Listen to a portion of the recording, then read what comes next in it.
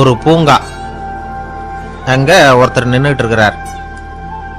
நின்றுகிட்டே ஏதோ ஆழ்ந்த யோசனையில் இருக்கிறார். அந்த பக்கமா இன்னொருத்தர் வந்தார். இவரை கவனிச்சார். என்ன யோசனைன்னு கேட்டார். எப்படி எழுந்திருக்கிறதுன்னு யோசனை பண்ணிட்டு இருக்கிறேன்னாரு அவர். கேட்டவருக்கு ஒரு மாதிரி ஆயிட்டது. ஏற்கனவே நின்றுகிட்டு இருக்கிற ஒருத்தர் எப்படி எழுந்திரிச்சு நிற்கிறதுன்னு யோசிக்கிறாருன்னா அது ஆச்சரியம் தானே. அதுக்கப்புறம் இவர் யோசிக்க ஆரம்பிச்சார். என்ன இவர் இப்படி பேசுறாரு அப்படின்னு. கீழே விழுந்தா தானே எழுந்திரிச்சு நிற்க முடியும். அதனால எழுந்திருக்கணும்னு நினைக்கிறவங்க முதல்ல கீழே விழணும். இவர் முதல்ல கீழே விழணும், அதுக்கப்புறம் தான் எழுந்திருக்கிறது எப்படின்னு சிந்திக்க முடியும். இந்த உலகத்துல எல்லாருமே கீழே விழுந்து எழுந்தவர்கள் தான்.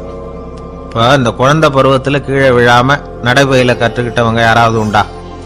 சின்ன வயசுல ஒரு தடவை கூட கீழே விழலை சார், அப்படியே பிறந்தார் வளர்ந்தார் பெரியவர் ஆயிட்டார் அப்படின்னு யாரையும் சொல்ல முடியாது. அதனால மனுஷங்கிறவன் விழுந்து புரண்டு எழுந்து தான் நடக்க கத்துக்கிறான். ஒரு உண்மையை நாம எல்லாரும் புரிஞ்சுக்கணும். இந்த உலகத்துல தவறு செய்யாத மனிதர்களே யாரும் கிடையாது. அப்படி இருக்கிறப்போ எப்போதாவது நாம தவறு பண்ணிவிட்டோம்னா அதுக்காக மனசு உடைஞ்சு போயிடக்கூடாது, வாழ்க்கையில வெறுப்பு வந்துடக்கூடாது. ஒரு தவறு நடந்துட்டுதா அதுக்காக மனசு உடைஞ்சு போடாதீங்க, அதை ஒரு பாடமா எடுத்துக்கங்க. அதே தவறு மறுபடியும் நடக்காம வேணும்னா பாத்துக்கலாம், அது போதும். தடைக்கல்ல படிக்கெல்லாம் மாத்திக்கணும், இதுதான் இதுல முக்கியம். ஒரு அலுவலகம், அங்க ஒரு அதிகாரி, அவர் உயர்ந்த பதவியில் இருந்தார், சிறந்த நிர்வாகின்னு பேர் வாங்கினவர். அவர் தனக்கு கீழே வேலை செய்யறவங்க கிட்ட எல்லாம் சொல்லுவாராம், இந்த நிறுவனத்துல நீங்க எத்தனை தடவை வேணும்னாலும் தவறுகள் செய்யலாம், ஆனா ஒரே விஷயம் என்னன்னா ஒரே தவறை மறுபடியும் செய்யக்கூடாது, அது முக்கியம் அப்படின்பாராம். இதை மேம்போக்கா பார்த்தா அவர் ஏதோ தன்னுடைய ஊழியர்களை தவறு செய்ய தூண்டுறது மாதிரி தெரியும். ஆனா உண்மை அப்படி இல்லை. இன்னைக்கு என்ன நடக்குது தெரியுமா? அநேகமா எல்லா மனிதர்களுமே ஒரே தவறை தான் மறுபடியும் மறுபடியும் செய்யறாங்க. விளையாட்டு வீரர்கள் ஒரே மாதிரியான தவறுகளை திரும்ப திரும்ப செய்யறது உண்டு. கணக்கு எழுதுறவங்கள பாருங்க, ஒரே தப்ப மறுபடியும் மறுபடியும் செய்வாங்க.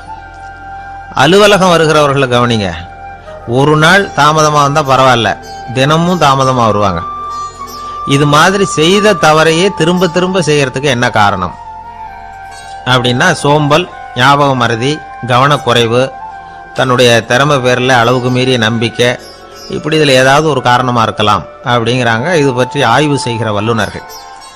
ஒரு தடவை செஞ்ச தவிர மறுபடியும் செய்யறது இல்லைன்னு முடிவு செஞ்சுக்கிட்டு அதை செயல்படுத்த கத்துக்கணும், அது போதும், வாழ்க்கை வெற்றிகரமா அமையும் அப்படிங்கிறாங்க அந்த அனுபவசாலிகள்.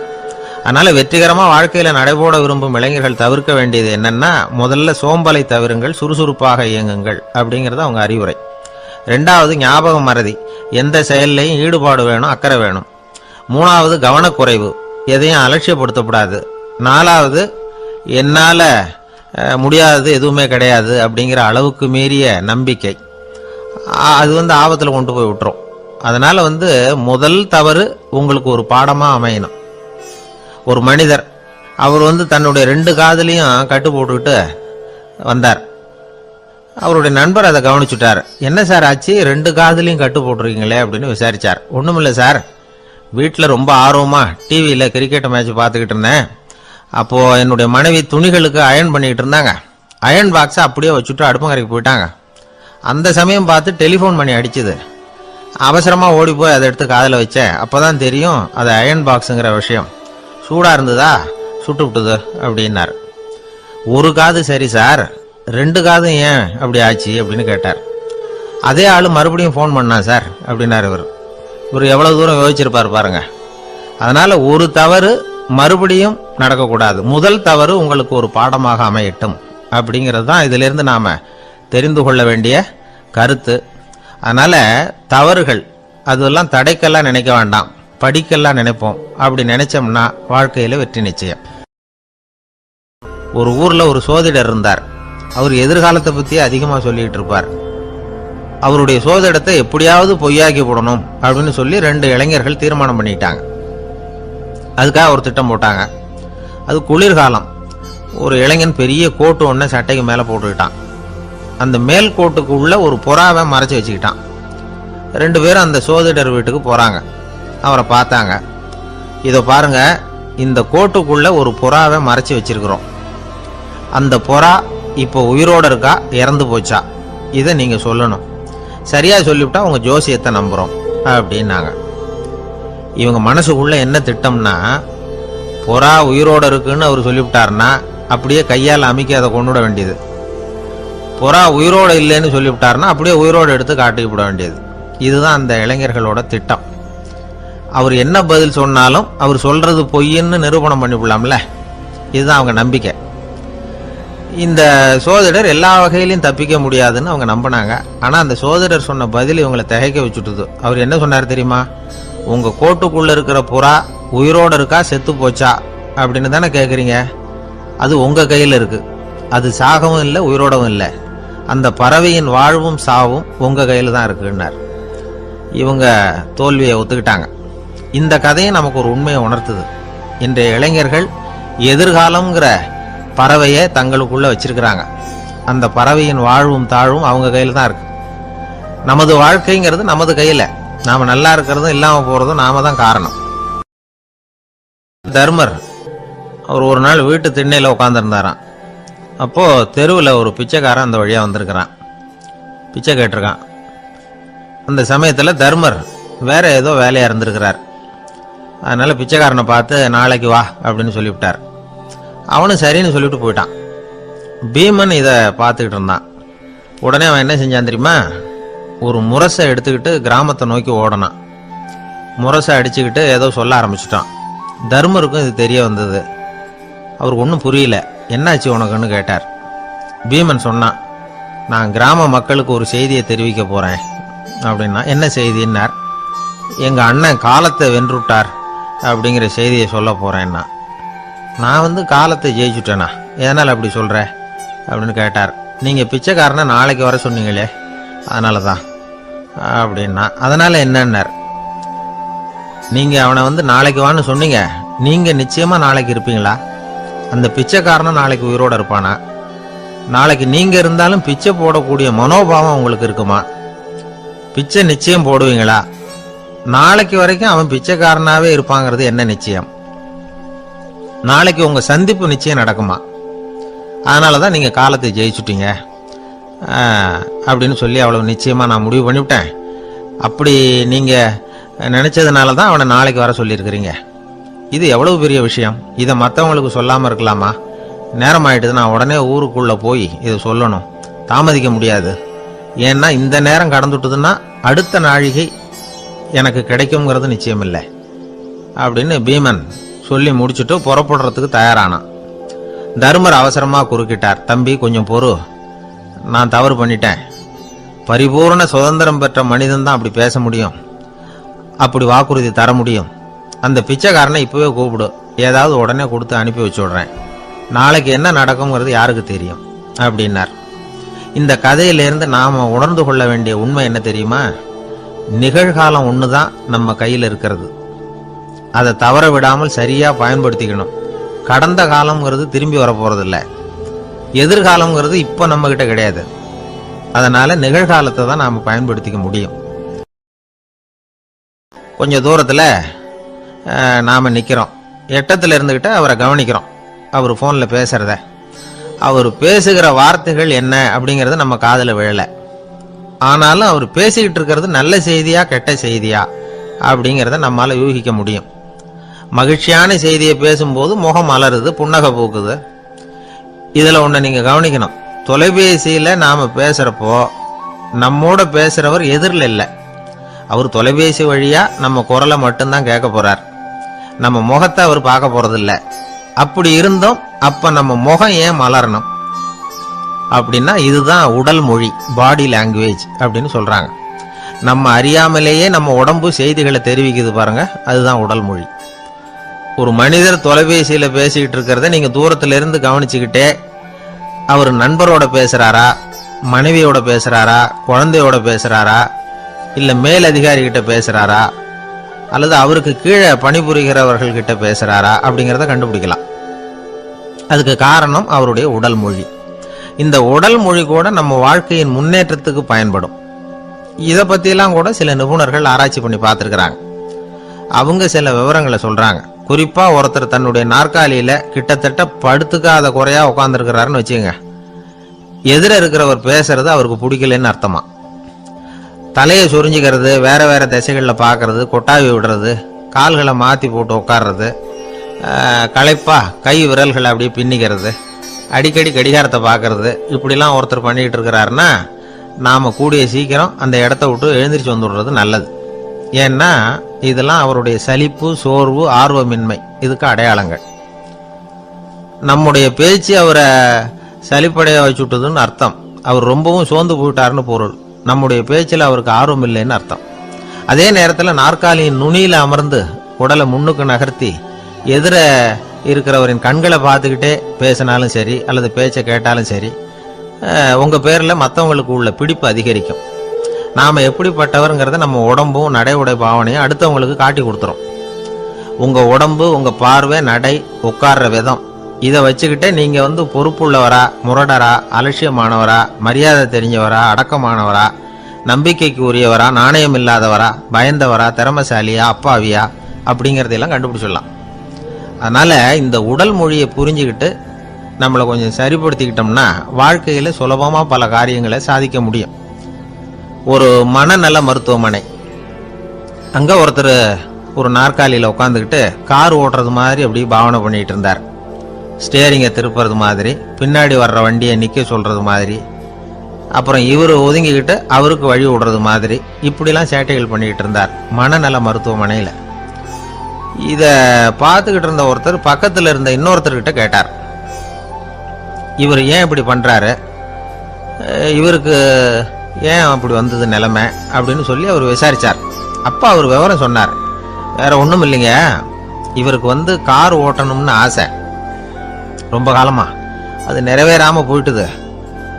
அதுக்கப்புறம் அவர் மனநோயாளியை மாறிட்டார். இங்கே அழைச்சிட்டு வந்தாங்க. இங்கே அழைச்சிட்டு வந்ததுலேருந்து அப்படி தான் பண்ணிகிட்டு இருக்கிறார். அப்போ கார் ஓட்டுறது மாதிரிலாம் பாவனை பண்ணிகிட்டு இருப்பார், திருப்புறது மாதிரி பண்ணுவார், பின்னாடி வர்றவங்களுக்கு இடம் விடுவார், இப்படிலாம் செய்கிறார் அப்படின்னு விவரம் சொன்னாங்க. நீங்கள் சொல்லப்படாதா, இப்போ நீங்கள் கார் ஓட்டல, வெறும் நாற்காலியில் தான் உட்காந்துருக்கிறீங்க அப்படின்னு நீங்கள் சொல்லப்படாதா அவருக்கு அப்படின்னு கேட்டாங்க. அது முடியாதுங்க, ஏன்னா அந்த காரை கழுவுறதுக்காக அவர் தினமும் எனக்கு 10 ரூபா கொடுத்துக்கிட்டு இருக்கிறார் அப்படின்னாராம் அங்கே வேலை செஞ்சுக்கிட்டு இருந்த ஒருத்தர். அதனால் வாழ்க்கையில் நாம் இந்த உடல் மொழியை புரிஞ்சுக்கணும். உடல் மொழிங்கிறது இப்போ ஆரம்பத்தில் சொன்னது மாதிரி அந்த தொலைபேசியில் பேசுகிறவங்கள தூரத்திலேருந்து பார்த்தாவே அவர் யாருக்கிட்ட பேசுகிறார், என்ன பேசுகிறாருன்னு தெரியும். நம்ம முகத்தை நல்லா வச்சுக்கணும். உடல் மொழியை நம்ம புரிஞ்சுக்கிட்டு பயன்படுத்த ஆரம்பித்தோம்னா எந்த முயற்சி பண்ணினாலும் அதில் வெற்றி நிச்சயம். குருகுல வாசம்ங்கிறது தெரியுமா? குருகுல வாசம் செஞ்சு படிக்கணும். ஆசிரியருங்கிறவர் ஆசிரமத்தில் இருப்பார். அங்கே போய் அவருக்கு தொண்டுகள் செய்யணும். துணிகள்லாம் துவைச்சி போடணும். தூங்கும்போது காலை பிடிச்சி விடணும். புழுக்கமாக இருந்தால் விசிறி மட்டை எடுத்து விசிறணும். அப்படியே அப்பப்போ அவர் சொல்லிக் கொடுக்குற பாடத்தையும் கற்றுக்கணும். அவர் சொல்லிக் கொடுக்குற பாடங்களை ஓலைச்சுவடிகளில் எழுதிக்கணும். இதுதான் குருகுல வாசம்ங்கிறது. இப்போ மாதிரிலாம் கிடையாது. ஆக குருகுல வாசம்ங்கிறது மனசையும் பண்படுத்தும், அறிவையும் பண்படுத்தும். அப்படி ஒரு பயிற்சி அது. அந்த காலத்தில் பஞ்சபாண்டவர்கள் ஒரு குருகுலத்தில் படிக்க போனாங்களாம். ஏற்கனவே அங்கே ஒரு 15 பேர் இருந்திருக்கிறாங்க. இவங்களையும் சேர்த்து மொத்தம் 20 பேர். எல்லாரும் ரொம்ப ஆர்வத்தோடு அங்கே தங்கி படிச்சுக்கிட்டு இருக்கிறாங்க. 2 வருஷம் ஓடி போச்சு. எல்லாரும் ஊருக்கு திரும்ப வேண்டிய நேரம். ஆசிரியர் ஒவ்வொருத்தராக கூப்பிட்டார். இது வரைக்கும் என்ன கற்றுக்கிட்ட அப்படின்னு கேட்டார். அவங்க தாங்கள் எழுதி வச்சிருந்ததை சொன்னாங்க, கற்றுக்கிட்டதை சொன்னாங்க. அங்கே படிக்க வந்தவங்க எல்லாருமே புத்திசாலிகள். அது மட்டும் இல்லை, பல பேர் அரச குடும்பத்தை சேர்ந்தவங்க, இளவரசர்களாக வேற இருக்கிறவங்க. அதனால் அவங்கக்கிட்ட அபாரமான கல்வி அறிவை எதிர்பார்த்தார். ஒருத்தன் தான் எழுதி வச்சிருந்த சரித்திர பாடம் பூராவையும் படித்து காட்டினான். இன்னொருத்தன் தான் எழுதி வச்சிருந்த பூகோள பாடம் பூராவையும் படித்து காட்டினான். இப்படி ஒவ்வொருத்தராக அவங்க படித்தது என்னங்கிறத படித்து காட்டிவிட்டு போனாங்க. கடைசியாக தர்மர் வந்தார். பேசாமல் நிற்கிறார். தன் கையில் இருந்த ஓலைச்சுவடி கேட்டால் அவர் பிரிக்கவே இல்லை. ஆசிரியர் இவர்கிட்ட தான் அதிகமாக எதிர்பார்த்தார். ஆனால் இவரும் பேசாமல் நின்றுட்டு இருக்கிறார். நீ என்ன கற்றுக்கிட்ட சொல்லு, ஓலைச்சுவடியை பிரித்து படினார் அந்த முனிவர். தர்மர் அசையவே இல்லை. மெதுவாக சொன்னார், ஐயா, நான் கற்றுக்கிட்டது ஒன்றே ஒன்று தான், அதுதான் வாழ்க்கையில் எனக்கு ரொம்ப முக்கியமான பாடமாக அமையும் அப்படின்னார். என்னது, என்கிட்ட 2 வருஷ காலமாக படிச்சு விட்டு கடைசியில் கற்றுக்கிட்டது ஒன்றே ஒன்று தானா அப்படின்னார் முனிவர். அவருக்கு ஒன்றும் புரியல. மற்ற மாணவர்களை விட இவர் பண்புகளில் உயர்ந்தவர், அறிவில் சிறந்தவர், வயசில் முதிர்ந்தவர். இவரே இப்படி சொன்னால் மற்றவங்க நிலைமை என்னத்துக்கு ஆறுது, அவங்க ரொம்பவும் கெட்டு போயிடுவாங்களே அப்படின்னு அவர் யோசனை பண்ணார். தர்மா, நல்லா யோசனை பண்ணி பதில் சொல்லு. 2 வருஷமா நீ கற்றுக்கிட்டது என்ன அப்படின்னு தானே நான் கேட்குறேன், அதை கொஞ்சம் யோசனை பண்ணி சொல்லுன்னார் முனிவர் கொஞ்சம் கோபமா. தர்மர் முகத்தில் எந்த மாறுதலுமே இல்லை. இல்லையா, 2 வருஷமா நான் கற்றுக்கிட்ட முக்கியமான பாடம் ஒன்றே ஒன்று தான்னார். இப்போ அந்த முனிவருக்கு கோபம் அதிகமாக வந்துடுது. ஏன்பா, உனக்கு வெக்கமா இல்லையா? உன்னை விட வயசில் குறைஞ்சவங்க எவ்வளவு பாடம் கற்றுக்கிட்டு இருக்கிறாங்க, எவ்வளவு விரிவாக அவங்க படித்து காட்டினாங்க. நீயும் கூட நிறைய குறித்து வச்சிருக்கிற போல இருக்க, அதை ஏன் பிரித்து படிக்கக்கூடாது அப்படின்னார். ஐயா, நான் சொல்கிறது உங்களுக்கு ஏமாற்றமாக இருந்தால் என்னை மன்னிக்கணும். நான் ரொம்ப முக்கியமாக கற்றுக்கிட்டு இருக்கிறது ஒன்றே ஒன்று தான், மற்ற எதையும் சொல்கிறதுக்கு விரும்பலேன்னார். மாணவர்கள்லாம் சிரிச்சுட்டாங்க. முனிவருக்கு கோபம் அளவுக்கு மீறி வந்துட்டு ஓங்கி அரைஞ்சு விட்டார் தர்மரை அவர் கன்னத்தில். தர்மர் கண்ணை செவந்து போட்டுது, கண்கள் கலங்கி போச்சு. ஆனாலும் அவர் அமைதியை இழக்கலை, தலை குனிஞ்சு நிற்கிறார். இவருடைய பிடிவாதம் முனிவருக்கு இன்னும் ஆத்திரத்தை உண்டாக்கி விட்டது. இன்னொரு கண்ணத்திலே அரைஞ்சார். எல்லாரும் பயந்து போய் அமைதியாக நின்றுட்டு இருக்கிறாங்க. முனிவர் கத்துறார், அப்படி நீ கற்றுக்கிட்ட அந்த முக்கியமான பாடம் தான் என்ன, அதையாவது சொல்லு அப்படின்னார். ஐயா, அதை மட்டும் ஒரு ஓலைச்சுவடியில் தனியாக குறித்து வச்சிருக்கிறேன், இந்தாங்க, இதை நீங்களே படித்து பாருங்கன்னார். தர்மர் ஓலைச்சுவடியை நீட்டினார். முனிவர் அதை வாங்கி பிரித்தார், சத்தம் போட்டு படித்தார். என்ன எழுதியிருக்காருன்னா, எப்படிப்பட்ட சோதனை ஏற்பட்டாலும் நிதானம் இழந்து கோபத்துக்கு ஆளாகக்கூடாது அப்படின்னு. இதான் அந்த ஓலைச்சுவடியில் அவர் எழுதி வச்சிருந்தது. அந்த ஒரு கணத்திலேயே முனிவரும் எல்லா மாணவர்களும் தர்மரை புரிஞ்சுக்கிட்டாங்களாம். அவர் கற்றுக்கிட்டது ஏட்டு சுரக்காய் இல்லை, வாழ்க்கையில் பயன்படக்கூடிய முக்கியமான அனுபவ பாடம். முனிவர் கண்களில் கண்ணீர். தர்மரை அன்போடு கட்டி தழுவிக்கிட்டார். அப்புறம் சொன்னார், தர்மா, என்னை மன்னிச்சிரு, நீ மாணவன் இல்லை, ஆசிரியன். நான் இதுவரைக்கும் தெரிஞ்சிக்காத அனுபவ பாடத்தை நீ இப்போ எனக்கு கற்றுக் கொடுத்துட்ட அப்படின்னு சொன்னாராம். அதனால் நிதானம் தவறக்கூடாதுங்கிறது ரொம்ப முக்கியமான ஒரு செய்தி. ஒரு ஆசிரியர் மாணவனை ஒரு கன்னத்தில் ஓங்கி அரைஞ்சுட்டார். இவன் நிதானம் தவறல, அமைதியாக நின்றுக்கிட்டு இருந்தான். அவர் ஒரு தடவை அரைஞ்சதும் எப்படி உன்னால் நிதானம் தவறாமல் இருக்க முடிஞ்சுது அப்படின்னு கேட்டாங்க நண்பர்கள். அவன் சொன்னான், நான் நிதானம் தவறி இருந்தா எங்கள் வாத்தியார் இன்னொரு கன்னத்துலேயும் அரைஞ்சிருப்பார், அது அதை விட பலமாக இருக்கும், அதனால தான் நான் அப்படி இருந்தேன் அப்படின்னு நானான். ஆக நாம தெரிந்து கொள்ள வேண்டியது, வாழ்க்கையில நிதானம் தவறாமல் இருக்க வேண்டும், அதுதான் வெற்றியின் ரகசியம். ஒரு நண்பர்கிட்ட பேசிக்கிட்டு இருந்தேன். அவருடைய உறவினர் ஒருத்தர் ஒரு நேர்முக தேர்வுக்கு போயிருந்தாராம், இன்டர்வியூக்கு. ரொம்பவும் பொறுப்பாகவும் கவனமாகவும் செயல்பட வேண்டிய பதவிக்கான நேர்காணல் அது. இவர் எழுத்து தேர்வில் ஏராளமான மதிப்பெண்கள் வாங்கிவிட்டார். அதனால் அதை பற்றி கவலை இல்லை. இப்போ நேர்முக தேர்வில் தேர்வு பெறணும். ஏராளமான சான்றிதழ்கள் வச்சிருந்தார். நேர்காணலில் கேட்கப்பட்ட எல்லா கேள்விகளுக்கும் சரியான பதில தான் சொன்னார். இருந்தாலும் பாருங்க, அந்த நேர்முக தேர்வில் அவர் தேர்ந்தெடுக்கப்படலை. என்ன காரணம் அப்படின்னு பின்னாடி விசாரிச்சப்போ தான் விவரம் தெரிஞ்சுதான். அது என்ன ஆயிருக்குதுன்னா, அந்த நேர்காணலின் போது இவர் நடந்துகிட்ட முறையில் சில தவறுகள் நடந்து போச்சான். முக்கியமா 2 தவறுகள். ஒன்று, அவங்க ஒரு கேள்வியை கேட்டு முடிக்கிறதுக்குள்ளேயே இவர் பதில் சொல்ல ஆரம்பிச்சுட்டாராம். 2வது என்னன்னா, இவர் நாற்காலியில தாராளமா இயல்பா சாஞ்சி உட்காராம நாற்காலி முனையில உட்கார்ந்துருந்தாராம். இந்த 2 விதமான செயல்பாடுகளும் இவர் அவசரப்படுறவர், பதற்றப்படுறவர் அப்படிங்கிறதுக்கான அடையாளங்கள். அதாவது கேள்வியை கேட்டு முடிக்கிறதுக்குள்ளேயே முந்திக்கிட்டு பதில் சொல்றது. 2வது, நாற்காலியில் இயல்பாக தாராளமாக உட்காராம நாற்காலி முனையில் உட்கார்றது. பார்க்க போகிற வேலைக்கு அவசரம், பதற்றம் இது 2 இருக்கக்கூடாதான். அதனால் மார்க் இருந்தும் சர்டிஃபிகேட் இருந்தும் அந்த வேலை வாய்ப்பு அவருக்கு கிடைக்கல. வேலை கொடுக்குறவங்க நம்மகிட்ட இருந்து என்னதான் எதிர்பார்க்குறாங்க, இதை தெரிஞ்சு வச்சுக்கிறது நல்லது. முதல்ல, மற்றவர்களுடன் தொடர்பு கொள்ளும் திறமை, அதாவது எபிலிட்டி டு கம்யூனிகேட். நீங்க நினைக்கிறத அழகா தொகுத்து வகைப்படுத்தி சொல்ல தெரியுதான்னு பார்ப்பாங்க. உங்க திட்டங்களை அடுத்தவங்க ஏற்றுக்கொள்ளக்கூடிய விதத்துல வெளிப்படுத்துறதுக்கு உங்களால முடியுதான்னு பார்ப்பாங்க.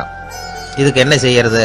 குழப்பம் இல்லாமல் சிந்திக்கணும், குழப்பம் இல்லாமல் பேசணும். ரெண்டாவது விஷயம் என்னன்னா புத்திசாலித்தனம், அதாவது இன்டெலிஜென்ஸ். ஏற்றுக்க போகிற வேலையை நல்ல விதமாக செய்ய முடியுமா உங்களால்? அதை எந்தெந்த வழியில் செய்யலாம் அப்படிங்கிறத உங்களால் தீர்மானிக்க முடியுமா? அந்த வேலைக்கான புது புது யோசனைகளை உங்களால் சொல்ல முடியுமா அப்படின்னு பார்ப்பாங்க. இது இன்டெலிஜென்ஸ். மூணாவது தன்னம்பிக்கை, அதாவது செல்ஃப் கான்ஃபிடன்ஸ். உங்களுக்கு அது உண்டா அப்படிங்கிறத கவனிப்பாங்க. எந்த சூழ்நிலையையும் சமாளிக்கணும், எப்படிப்பட்ட மனிதர்களையும் சமாளிக்கிற தைரியம் வேணும், அடுத்தவங்களை நமக்கு சாதகமாக திருப்பக்கூடிய தன்னம்பிக்கை வேணும். நாலாவது பொறுப்புகளை முன்வந்து ஏற்றுக்கொள்ளுதல், வில்லிங்னஸ் டு அக்செப்ட் ரெஸ்பான்சிபிலிட்டி. பொறுப்புகள்ல இருந்து நழுவி போக ஆசைப்படாம செஞ்சு முடிக்கணும். அஞ்சாவது முன் வருதல், இனிஷியேட்டிவ். வேலையோட முக்கியத்துவம் உணர்ந்து அதை ஏற்றுக்கிட்டு தகுந்த நடவடிக்கைகளை தயங்காமல் எடுக்கிறதுக்கு முன் வரணும். ஆறாவது என்னன்னு கேட்டிங்கன்னா தலைமைத்துவம், லீடர்ஷிப். 4 பேருக்கு தலைமை தாங்கி நல்ல விதத்தில் நடந்துக்க தெரியுதா? ஏழாவது கற்பனை திறன், இமேஜினேஷன். சில பிரச்சனைகள் வரக்கூடும் அப்படின்னு முன்கூட்டியே யூகிச்சு அதுக்கு தகுந்த மாதிரி நடவடிக்கை எடுக்கிற திறமை உண்டா அப்படிங்கிறத பார்ப்பாங்க. எட்டாவது என்னன்னா வளைந்து கொடுத்தல், ஃப்ளெக்சிபிலிட்டி. சூழ்நிலைக்கு தகுந்த மாதிரி, மாற்றங்களுக்கு தகுந்த மாதிரி அனுசரித்து நடந்துக்கிறதுக்கு தெரியுதா அவங்களுக்கு அப்படிங்கிறத கவனிப்பாங்க. அடுத்தது திறமைகளை வெளிக்கொணரும் திறமை, இன்டர்பர்சனல் ஸ்கில்ஸ். அடுத்தவங்க கிட்ட இருக்கிற திறமையை கண்டுபிடிச்சி அதை நல்ல விதத்தில் ஊக்கப்படுத்தி பயன்படுத்த தெரியுதா அப்படின்னு பார்ப்பாங்க. ஆறாவது சுய அறிவு, செல்ஃப் நாலெட்ஜ். அடுத்தவங்க நம்மளை பற்றி என்ன நினைக்கிறாங்க அப்படிங்கிறத நம்மளால் புரிஞ்சிக்க முடியுதாங்கிறது முக்கியம். அடுத்தது போட்டி மனப்பான்மை, காம்படிட்டிவ்னஸ். அடுத்தவங்களை ஒப்பிட்டு பார்த்து அதை விட ஒரு படி மேலே வரணுங்கிற குணம் வேணும். இதுக்கு அடுத்தது என்னன்னா குறிக்கோளை வெல்லுதல், கோல் அச்சீவ்மெண்ட். குறிக்கோளை சவாலாக எடுத்துக்கிட்டு அதை அடையணும். அப்புறம் வேறுபட்ட திறமைகள், ஒகேஷனல் ஸ்கில்ஸ். பதவிக்கு வேண்டிய திறமைகள் தவிர மற்ற திறமைகள் எதுவும் உண்டாங்கிறது முக்கியம். நமக்கு வேலை கொடுக்கணும்னு நினைக்கிறவங்க நம்ம கிட்ட இருந்து இவ்வளவும் எதிர்பார்ப்பாங்க. அதுக்கு தகுந்த மாதிரி நம்மளை நாமே தயார்படுத்திக்கணும். எனக்கு வேண்டப்பட்ட ஒருத்தர் ஒரு இன்டர்வியூக்கு போயிட்டு வந்தார், நேர்காணலுக்கு. எப்படி இருந்தது இன்டர்வியூன்னு விசாரித்தேன். நான் போனேன். அவர் கேட்ட எல்லா கேள்விக்கும் அவர் எதிர்பார்த்தது மாதிரியே எல்லா பதிலையும் சொன்னேன்.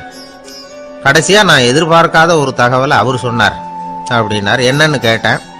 அவரும் என்ன மாதிரியே இன்டர்வியூக்கு வந்தவர் தானா, சும்மா என்ன கேள்வி கேட்டுக்கிட்டு உட்காந்துருந்தாராம் அப்படின்னார். அதனால ஒரு நேர்காணலுக்கு போறதுக்கு முன்னாடி என்ன எதிர்பார்க்கறாங்க அப்படிங்கறத தெரிஞ்சுக்கிட்டு போனா வெற்றி நிச்சயம். வாழ்க்கையில ரொம்பவும் அடிபட்டு அல்லல் போட்டுக்கிட்டு இருக்கிற ஒருத்தர் வந்தார். மனசு ரொம்பவும் நொந்து போய் பேசினார். இந்த உலகத்துல மனுஷனா பிறந்ததை விட மாடா பிறந்திருக்கலாம் சார் அப்படின்னார். திடீர்னு என்கிட்ட இப்படி சொன்னா அதுக்கு நான் என்னங்க பண்ண முடியும் அப்படின்னேன். உங்ககிட்ட வரணும்னு தோணுச்சு, அதனால வந்தேன் அப்படின்னார். சரிங்க, இப்படி ஒரு யோசனை வந்ததுக்கு என்ன காரணம் அப்படின்னு சொல்லி அவர்கிட்ட கேட்டேன். அதுக்கு அவர் சொன்னார், என் பையனுக்கு வேலை தேடுறேன் கிடைக்கல, பொண்ணுக்கு மாப்பிள்ளை தேடுறேன் கிடைக்கல, வீடு கட்டுறதுக்கு கடன் கேட்குறேன் கிடைக்கல. மாடா பிறந்திருந்தா இது மாதிரி கவலையெல்லாம் கிடையாதுல்ல, பேசாம வைக்கோலை தின்னுக்கிட்டு அசை போட்டுக்கிட்டே கடந்து விடலாமே அப்படின்னாரு அலட்சியமா. அதுக்கப்புறம் தான் அவர் சொன்ன கருத்தை நானும் கொஞ்சம் அசை போட ஆரம்பிச்சேன் மனசுக்குள்ள. இப்போ இயற்கையை பொறுத்த வரைக்கும் அது நாம எல்லாரும் மகிழ்ச்சியா வாழணும் அப்படின்னு தான் விரும்புது. விலங்குகள், பறவைகள், தாவரங்கள், அப்புறம் மற்ற உயிரினங்கள் எல்லாமும் நல்லபடியா இருக்கணும் அப்படிங்கிறது தான் இயற்கையோட விருப்பம். அதுல ஒன்றும் சந்தேகம் இல்லை. இயற்கையோட அமைப்பை கொஞ்சம் கவனிச்சு பார்த்தா அதை நாம நல்லா புரிஞ்சுக்கலாம். இருந்தாலும் இந்த ஆள் சொன்னதை கேட்ட பிறகுதான் ஒரு முக்கியமான வேறுபாடு புரிஞ்சுது. அதாவது இந்த உலகத்துல உள்ள முக்கியமான பிரச்சனைகள் 6. அந்த 6 பிரச்சனைகளும் ஆடு மாடுகளுக்கு கிடையாது, மரம் செடி கொடிகளுக்கு கிடையாது. ஆனா மனுஷன் அந்த 6 பிரச்சனைகளையும் சந்திக்க வேண்டியிருக்கு. சரி, அந்த 6 பிரச்சனைகள் என்னென்ன தெரியுமா? முதல்ல இந்த ஆடு மாடுலாம் நமக்குன்னு சொந்தமா ஒரு வீடு இல்லையே அப்படின்னு கவலைப்பட்டுக்கிட்டு இருக்கிறது இல்லை. ஆனா மனிதனுக்கு வீடு தேவைப்படுது. இது ஒரு வித்தியாசம். இப்ப 2வது பிரச்சனை என்னன்னா ஆடை பிரச்சனை.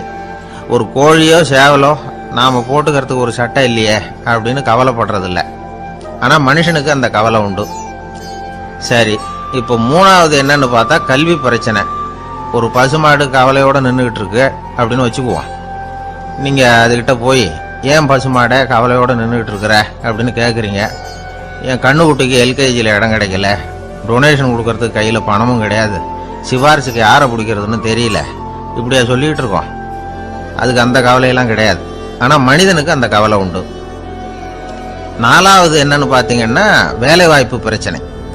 வேலை கிடைக்கலையே அப்படின்னு வேப்ப மரம் கவலைப்படுறதில்ல, ஆனால் மனுஷன் கவலைப்படுறான். ஐந்தாவது என்னன்னு பார்த்தா கல்யாண பிரச்சனை. எருமை மாடு பசு மாடு எல்லாம் பொண்ணுக்கு மாப்பிள்ளை தேடிக்கிட்டாலே இது பேப்பரில் மணமகன் தேவை அப்படின்னு விளம்பரமாக கொடுக்குது, அதெல்லாம் கிடையாது. ஆறாவது என்னன்னு பார்த்தீங்கன்னா பணம் சம்பந்தமான பிரச்சனை. ஆடு மாடுலாம் பணத்தை சேமிக்கணும்னோ ஏதாவது நிதி நிறுவனத்தில் முதலீடு பண்ணணும்னோ நினச்சிக்கிட்டு இருக்கிறதில்ல. பணத்தை எப்படி காப்பாத்துறது அப்படிங்கிற கவலையும் அதுகளுக்கு கிடையாது.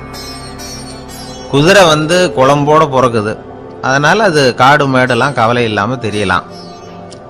ஆடு உடம்புல ரோமத்தோட பிறக்குது, அதனால அது குளிரை பற்றி கவலைப்பட வேண்டிய அவசியம் இல்லை. ஆனால் மனுஷனை பார்த்தீங்கன்னா அவன் தான் ஒன்றுமில்லாமல் பிறக்கிறான். ஏன் இந்த பாகுபாடு அப்படின்னு கேட்டால் இதை பற்றி கொஞ்சம் சிந்திச்சு பார்க்கணும். அதாவது இந்த சந்தேகத்தை ஒரு பெரியவர்கிட்டையும் கேட்டேன், அவர் சொன்னார் இதுக்கு பதில். அவர் இதே கேள்வியை இயற்கை கிட்ட கேட்டாராம். இயற்கை பதில் சொல்லிச்சான், வேற யாருக்கும் கொடுக்காத ஒரு வலுவான கருவியை, ஒரு பவர்ஃபுல் வெப்பன் மனுஷனுக்கு கொடுத்துருக்கிறேன்னு, அந்த கருவியை உபயோகப்படுத்தி அந்த 6 பிரச்சனையை மட்டும் இல்லை 6 கோடி பிரச்சனைகள் இருந்தாலும் அதையெல்லாம் சமாளிக்கலாம். அது கருவி என்ன தெரியுமா? அதுதான் 6வது அறிவு. அதை உபயோகப்படுத்தினா காலுக்கு செருப்பு தயார் பண்ணிக்கலாம், குளிருக்கு போர்வை தயார் பண்ணிக்கலாம், என்ன வேணும்னாலும் செய்யலாம் அப்படின்னு இயற்கை பதில் சொல்லிச்சான். அதனால நாம செய்ய வேண்டியது என்னன்னா இயற்கையை முதல்ல சரியா புரிஞ்சுக்கணும். இயற்கையின் படைப்பையே நாம சரியா புரிஞ்சுக்கிறது இல்லையா, அதுதான் வேதனை. இந்த கதையை கேளுங்க. இப்போ நகரத்திலிருந்து ஒரு ஆள் கிராமத்துக்கு வந்தான். அங்கே ஒரு சிறுவன் மாடு மேய்ச்சிக்கிட்டு இருந்தான். நகரத்து ஆள் சொன்ன, எவ்வளவு அழகான பசு, அது சரி இதுக்கெல்லாம் ஏன் கொம்பு இல்லைன்னா. இதுக்கு அந்த பையன் பதில் சொன்னான், பசுமாட்டுக்கு கொம்பு இல்லாததுக்கு பல காரணங்கள் உண்டு. கண்ணுக்குட்டியாக இருந்தால் கொம்பு இருக்காது, பசு வளர்ந்து பெருசானதுக்கு அப்புறம் தான் கொம்பு முளைக்கும், இது ஒரு காரணம்.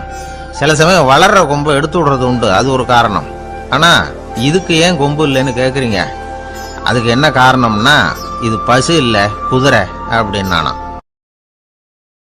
பிரிட்டிஷ் ஆட்சி நடந்துகிட்டு இருந்த காலம் 1920களின் கடைசி.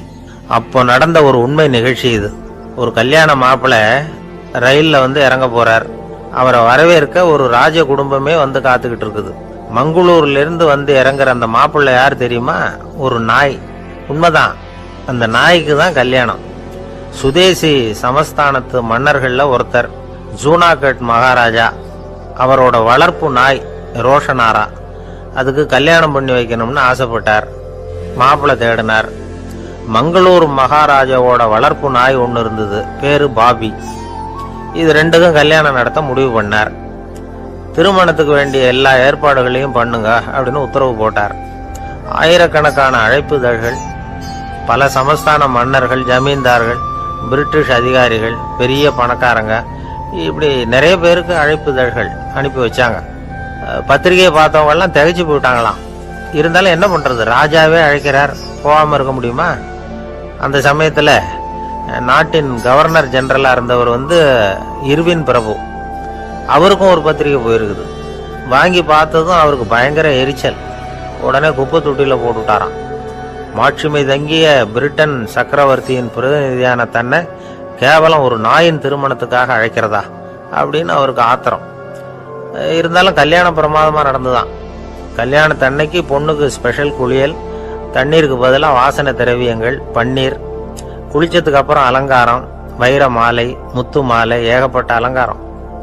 மாப்பிள்ளையை அழைக்கிறதுக்கு ரயில்வே ஸ்டேஷன்ல ராஜ குடும்பமே காத்துக்கிட்டு இருக்குது. அவங்களோட வளர்ப்பு நாய்கள் 250. அத்தனை நாய்களுக்கும் பட்டு துணி போத்தி இருக்குது, முத்து வடங்கள் அணிவிச்சிருக்கிறாங்க. எல்லாம் ராஜ நாய்கள். அதுகளையும் வீதியில நடக்க விடலையாம். அதுகளை சுமந்துக்கிட்டு போக அலங்கரிக்கப்பட்ட யானைகள் காத்துக்கிட்டு இருக்குதான். மாப்பிள்ளைக்கு வரவேற்பு எப்படி தெரியுமா? அது நடந்து வர்ற பாதை பூரா ரத்தன கம்பளம் விரிச்சிருக்குது. 2 பக்கமும் ராஜாங்க அதிகாரிகள் கைகட்டி நிக்கிறாங்க. அரசு படை வீரர்கள் அணிவகுப்பு மரியாதை செலுத்துறாங்க. அந்த நாய் ராஜ மரியாதையோடு நடந்து வருது, நகையெல்லாம் போட்டுக்கிட்டு வருது. அது திருமண மண்டபத்துக்கு வந்து சேருது. அங்கே கல்யாணம் அமோகமாக நடக்குது.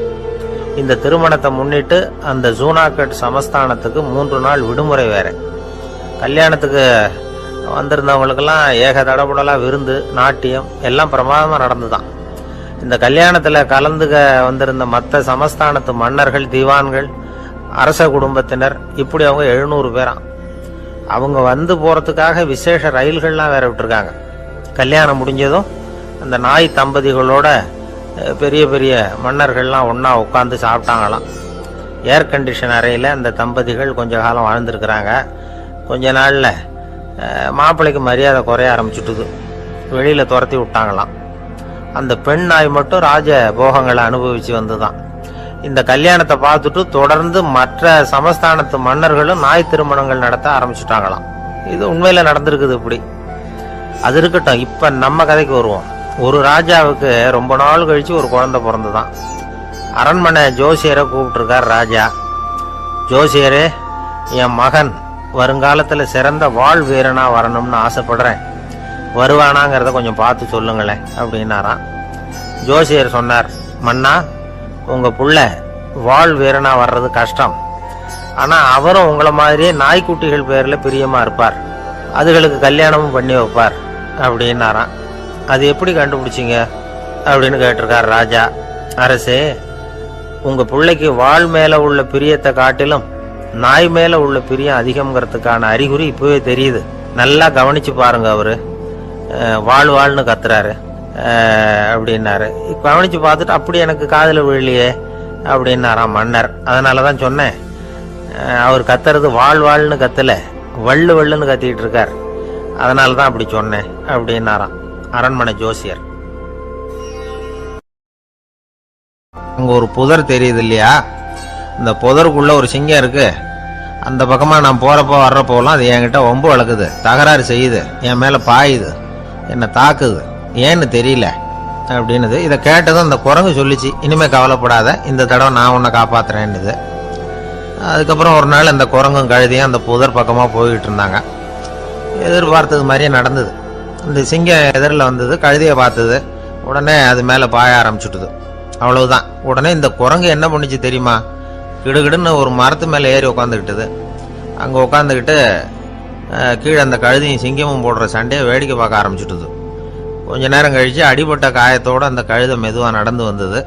குரங்கு மெல்ல மரத்தை விட்டு கீழே இறங்குச்சு. இப்போ கழுதை கேட்டுது, என்னை காப்பாத்துறேன்னு சொல்லிவிட்டு காலவாரி விட்டுட்டியே, நீ பாட்டுக்கு மரத்து மேலே ஏறி உட்காந்துக்கிட்டே, இது நியாயமானது. குரங்கு பரிதாபமாக அதை பார்த்துது. நான் மரத்து மேலே இருந்து நீங்கள் 2 பேரும் சண்டை போட்டதை பார்த்துக்கிட்டு தான் இருந்தேன். உன்னோட சத்தம் தான் அதிகமாக இருந்தது, அது நீ சிரிக்கிற மாதிரி எனக்கு கேட்டுது, அதனால் நீ தான் ஜெயிச்சுக்கிட்டு இருக்க போல இருக்கு அப்படின்னு நினச்சிவிட்டேன்னு. இன்றைக்கி பல பேர் இப்படி தான் இருக்கிறாங்களாம். யார் ஜெயிக்கிறாங்க யார் தோக்குறாங்கங்கிறத முகத்தை பார்த்து கூட கண்டுபிடிக்க முடியறதில்ல, பேசுகிற பேச்சை வச்சு கூட கண்டுபிடிக்க முடியறதில்ல. தோற்கிறவங்க கூட சிரிக்கிற மாதிரி முகத்தை வச்சுக்கிறான். இன்றைய மனிதர்கள்கிட்ட ஏகப்பட்ட முரண்பாடுகள். பொய் முகங்களோட உலவுகிறவர்கள் தான் அதிகம். உண்மை முகம் எங்கே இருக்குது அப்படிங்கிறத புரிஞ்சுக்கிட்டு நண்பர்களை தேர்ந்தெடுக்கணும் அப்படிங்கிறது ஒரு முக்கியமான கருத்து. கடவுள் இந்த உலகத்தை படைச்சு விட்டு அதுக்கப்புறமும் கொஞ்ச நாள் இங்கேயே தங்கியிருந்தாராம். அப்போ தான் அவருக்கு ஒரு உண்மை புரிஞ்சுதான், இந்த உலகத்தில் தங்கி இருக்கிறது எவ்வளவு இடைஞ்சல்னு. தினமும் மனிதர்கள் தேடி வந்து ஏதாவது புகார் சொல்லிக்கிட்டே இருந்தாங்களாம். எனக்கு அது வேணும் இது வேணும்னு கேட்டுக்கிட்டே இருந்தாங்களாம். சில பேர் வந்தாங்க, நாங்கள் வந்து விவசாயம் பண்ணுறோம், தண்ணி இல்லாமல் பயிர் காயுது, எங்களுக்கு மழை வேணும் அப்படின்னாங்க. அவங்க போனதும் அதுக்கப்புறம் சில பேர் வந்தாங்க, நாங்கள் வந்து மண்பானை செய்கிறவங்க, நிறைய பானை செஞ்சு வச்சுருக்குறோம், மழை பெஞ்சால் எல்லாம் கரைஞ்சி வீணாக போயிடும், அதனால் இன்றைக்கி மழை பெய்யக்கூடாதுன்னாங்க. கடவுள் பார்த்தார், அவருக்கு என்ன பண்ணுறதுன்னே தெரியல, ஏகப்பட்ட குழப்பம், தலையை பிச்சுக்கலாம் போல் இருந்தது, கிட்டத்தட்ட பைத்தியம் பிடிக்கிற அளவுக்கு ஆயிட்டுது.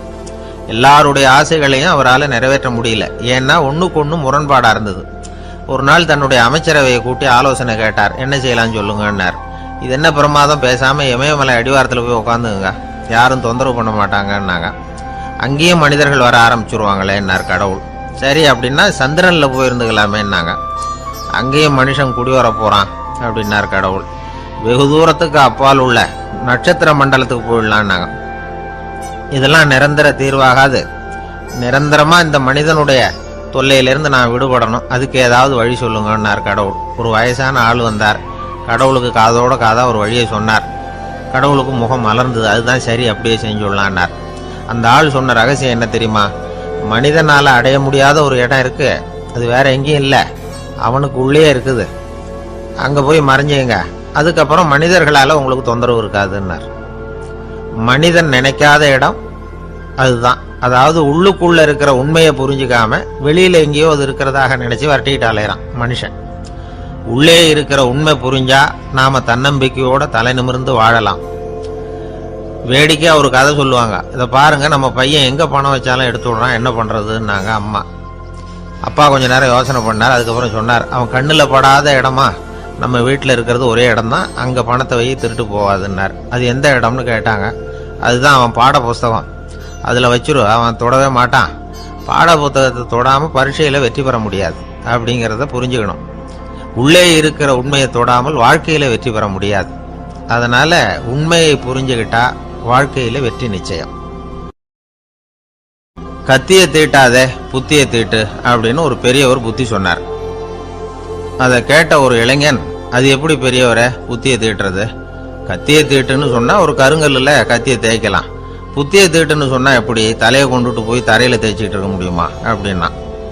அந்த பெரியவர் உடனே புரிஞ்சுக்கிட்டார், இந்த இளைஞனுக்கு புத்தி கூர்மை கம்மி அப்படிங்கிறத புரிஞ்சுக்கிட்டார். அது சரி, அறிவுக்கும் புத்திசாலித்தனத்துக்கும் என்ன வித்தியாசம்? இது ஒரு முக்கியமான கேள்வி. அறிவுன்னா என்ன, புத்திசாலித்தனம்னா என்ன?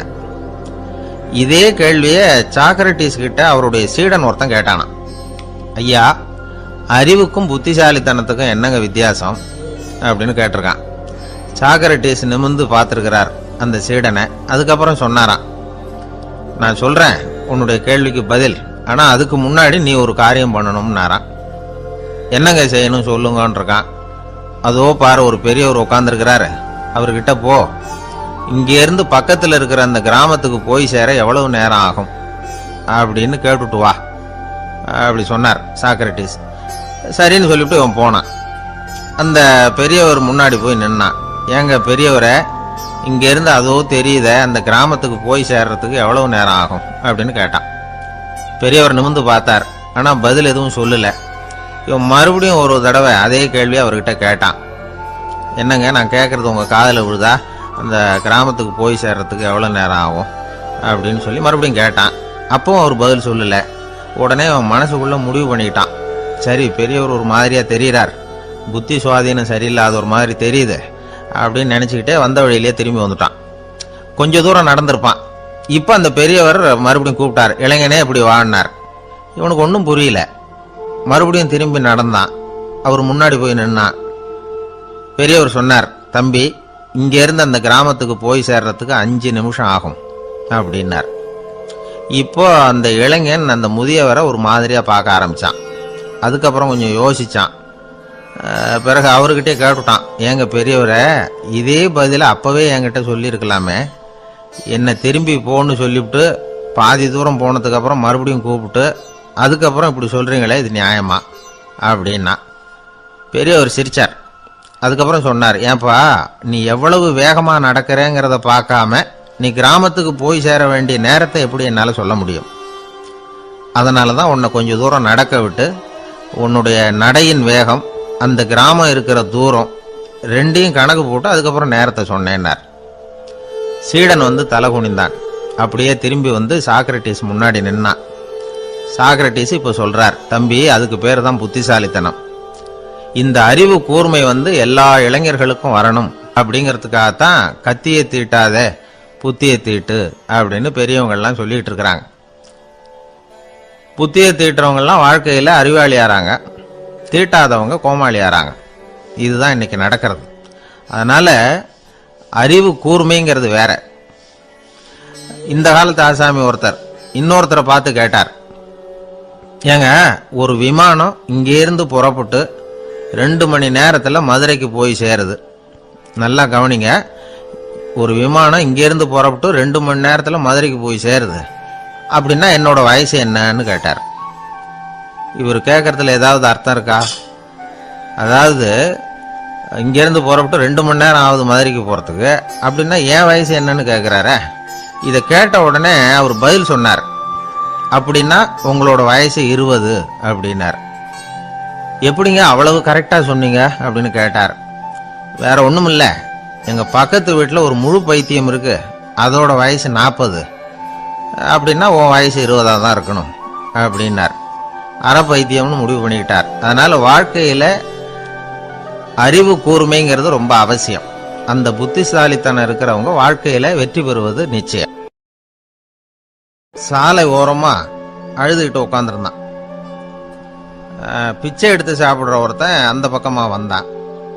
இவனை பார்த்தான். ஏன் அழுதுகிட்டு உட்காந்துருக்கிற, என்னாச்சு உனக்கு அப்படின்னு கேட்டான். அதுக்கு இவன் சொன்னான், என்கிட்ட ஒண்ணுமே இல்லை, நான் இந்த உலகத்துல இருந்து என்ன பிரயோஜனம், அதனால தான் அழுதுகிட்டு இருக்கிறேன் அப்படின்னா. உன்கிட்ட மறைஞ்சிருக்கிற புதையல் என் கண்ணுக்கு நல்லா தெரியுது, அது உனக்கு புரியல, அதனால தான் அழுதுகிட்டு இருக்கிற அப்படின்னா. என்னது புதையல் இருக்குதா, உன் கண்ணுக்கு தெரியுதா அப்படின்னு கேட்டான். ஆமா எனக்கு தெரியுது, அந்த புதையலை நீ விற்கிறதுக்கு தயாரா இருக்கிறியா அப்படின்னு கேட்டான் இவன். இதை கேட்டதும் அந்த இளைஞனுக்கு ரொம்ப ஆச்சரியமா போச்சு. என்னது இப்படி கேட்குறானே அப்படின்னு. என்கிட்ட ஒரு காசு கூட இல்லையே, அப்படி இருக்கிறப்போ புதையல் எங்கேருந்து வந்தது அப்படின்னா. இந்த நேரத்தில் அந்த பிச்சைக்காரன் சிரிச்சான். இப்படி தான் இந்த உலகத்தில் எல்லாரும் சொல்லிட்டு இருக்கிறாங்க, என்கிட்ட ஒன்றுமே இல்லை ஒன்றுமே இல்லைன்னு சொல்லி. ஆனால் அவங்கக்கிட்ட தான் புதையல் இருக்கு. நீ வேணும்னா என் கூட வா, நம்ம நாட்டு அரசர்கிட்ட போவோம், உங்ககிட்ட இருக்கிற புதையலை அவர் நல்ல விலைக்கு எடுத்துக்குவார் அப்படின்னா. அது எப்படி உனக்கு தெரியும்னா, இதுக்கு முன்னாடியும் இது மாதிரி பல பேரை நான் ராஜா கிட்ட அழைச்சிட்டு போயிருக்கிறேன், அதனால தான் உன்னை பார்த்தேன், உன்னையும் கூப்பிடுறேன், நீ சரின்னு சொன்னால் உன்னை அழைச்சிட்டு போகிறேன், உங்ககிட்ட இருக்கிற புதையலை அவர் நல்ல விலை கொடுத்து எடுத்துக்குவார் அப்படின்னு சொன்னான். இவன் இப்படி சொல்கிறதும் அந்த இளைஞனுக்கு ஒன்றுமே புரியல. இது என்னது இந்த ஆள் இப்படி சொல்லிகிட்டு இருக்கிறான், நம்மகிட்ட என்ன இருக்குது, அதுவும் இல்லாமல் இவனே பிச்சை எடுத்து சாப்பிட்டுக்கிட்டு இருக்கிறான், இவன் போய் நம்மளை ராஜா கிட்ட அழைச்சிட்டு போகிறதா போகிறேங்கிறானே என்ன அப்படின்னு சொல்லி அவன் யோசனை பண்ணான். என்ன யோசிக்கிற, உனக்கு பணம் வேணும்னா என்னோட வா அப்படின்னா. இளைஞன் ஒரு முடிவுக்கு வந்தான். சரி, இங்கேயே உட்காந்துக்கிட்டு இருக்கிறத விட அங்கேயாவது போய் பார்ப்போமே, இங்கே அழுதுட்டு உட்காந்துருக்கிறதுல என்ன பிரயோஜனம், ஏதோ கூப்பிடுறான் போய் பார்த்துட்டு வருவோமே அப்படின்னு சொல்லி அவன் கூட புறப்பட்டான். பிச்சைக்காரன் முன்னாடி போயிட்டே இருக்கிறான், இந்த இளைஞன் பின்னாடி நடந்து போயிட்டு இருக்கான். 2 பேரும் அரண்மனையை நோக்கி போறாங்க. பாதி வழி போயிருப்பாங்க. வழியில் அந்த பிச்சைக்காரன் சொன்னான், இதை பாரு, முன்னாடியே சில விஷயங்களை நாம் பேசிக்க வேண்டியிருக்கு, சரியா தெளிவா முடிவு எடுத்துக்கிட்டு அதுக்கப்புறம் ராஜா கிட்ட போகணும். ஏன்னா அங்க போய் அது முடியாது இது முடியாதுன்னு நாம நமக்குள்ள சண்டை போட்டுக்கிட்டு இருக்க முடியாது. ராஜாவுக்கு விலையை பத்தி கவலையே இல்லை, எவ்வளவு சொன்னாலும் நமக்கு பணம் கிடைச்சிரும். ஆனா அதுக்கப்புறம் நான் இதை விற்கிறதுக்கு தயாரா இல்லைன்னு சொல்லிடக்கூடாது. அதனால புதையலை விற்கிறதா இல்லையாங்கிறத இங்கேயே தெளிவா முடிவு செஞ்சுக்கணும், இல்லைன்னா ராஜா கிட்ட போய் அங்க போய் குழப்பிட்டு இருக்க முடியாது அப்படின்னு சொன்னான். இளைஞனுக்கு ஒண்ணுமே புரியல. என்ன சொல்ற நீ, என்கிட்டயா புதையலா, எங்க இருக்குது அப்படின்னு சொல்லி குழம்பி போனான். இப்போ அந்த பிச்சைக்காரன் சொன்னான், இத பாரு, இப்போ உதாரணத்துக்கு உன்னுடைய கண்களை எடுத்துக்கோ, அதுக்கு நீ என்ன விலை கேட்டுற போற, நான் அதுக்கு ராஜா கிட்ட இருந்து ஒரு 50,000 ரூபா வாங்கி தர முடியும். உன்னுடைய இருதயத்தை கொடுக்குறியா, 20 லட்சம் ரூபா வாங்கி தரேன். மூளையை கொடுக்குறியா, 30 லட்சம் வாங்கி தரேன். என்ன சொல்ற அப்படின்னு சொல்லி இந்த பிச்சைக்காரன் பேசிக்கிட்டே போறான். இளைஞனுக்கு கோபம் வந்துட்டுது. என்ன உளர்ற, உனக்கு என்ன பைத்தியமா, கண்ணையும் மூளையையும் இருதயத்தையுமா விற்பாங்க, என்ன வேலை கொடுத்தாலும் அதையெல்லாம் நான் விற்கிறதுக்கு தயாரா இல்லை, நான் விற்க மாட்டேன், அதை கொடுத்துட்டு நான் என்ன பண்றது, இப்படி நான் மட்டும் இல்லை யாருமே இதை விற்கிறதுக்கு தயாரா இருக்க மாட்டாங்க அப்படின்னு சொன்னான் அந்த இளைஞன். இவன் இப்படி சொன்னதும் அந்த பிச்சைக்காரன் வாய் விட்டு சிரிக்க ஆரம்பிச்சுட்டான். இப்போ பைத்தியமானது நானா நீயா, லட்சக்கணக்கான கோடிக்கணக்கான ரூபாய் பொறுமானம் உள்ள பொருள்களை உங்ககிட்டயே வச்சுக்கிட்டு விற்க முடியாதுன்னு சொல்ற நீ தான் ஏழை, என்கிட்ட ஒண்ணுமே இல்லைன்னு மரத்தடியில் உட்காந்து அழுதுகிட்டு இருக்கிறிய அப்படின்னு சொன்னான். இன்னைக்கு பாத்தீங்கன்னா பல பேர் தன்கிட்ட புதைஞ்சிருக்கிற ஆற்றலை புரிஞ்சிக்க முடியாம அவதிப்பட்டுக்கிட்டு இருக்கிறாங்க. நம்ம கிட்ட என்ன இருக்குங்கிறது அவங்களுக்கு தெரியறது இல்லை, அதனாலதான் என்கிட்ட ஒண்ணுமே இல்லைன்னு சொல்லி அழுதுகிட்டு இருக்கிறாங்க. இதை விளங்க வைக்கிறதுக்கு பெரியவங்க சொல்ற கதை இது. நம்ம கிட்ட இருக்கிற புதையலை நாம தான் தோண்டி எடுக்கணும். உண்மையான புதையல்ங்கிறது உள்ளே இருக்கு. ஆனா அதை வெளியில தேடுற ஆசாமிகள் தான் அதிகம். சராசரி மனித இயல்பு அப்படி. நம்ம கிட்ட விலை மதிக்க முடியாத பகுத்தறிவு இருக்கு. அதை வச்சுக்கிட்டு வாழ்க்கையில முன்னேறதுக்கு முயற்சி பண்ணணும். என்கிட்ட ஒண்ணுமே இல்லைன்னு நினைச்சு ஓரமா உட்காந்துடக்கூடாது. முயற்சி செஞ்சா முடியாத காரியம் எதுவுமே இல்லை. ஒரு ரயில்வே ஸ்டேஷன் பக்கம் வெளியில ஒரு டாக்ஸி நின்றுட்டு இருந்தது. அந்த பக்கமா வந்த ஒருத்தர் டாக்ஸி டிரைவரை பார்த்து சொன்னார், ஐயா, உங்க வண்டியில பின் சீட்ல ஒரு மணி பர்ஸ் கிடக்கு, யாரோ மறந்து விட்டுட்டு போயிருக்கிறாங்க அப்படின்னாரு. இல்லை அது காலி பர்ஸு தான், நான் தான் அதை அங்கே போட்டு வச்சிருக்கிறேன்னாரு டிரைவர். ஏன்னு கேட்டார் அவர். இதுக்கு டிரைவர் சொன்னார், அதை பார்க்குற யாராவது அதை எடுத்துக்கலாம்ங்கிற ஆசையிலையாவது சவாரிக்கு வருவாங்க, அதுக்காக தான் போட்டு வச்சிருக்கிறேன் அப்படின்னார். ஒரு நண்பர் அவசரமாக என்கிட்ட ஓடி வந்தார்.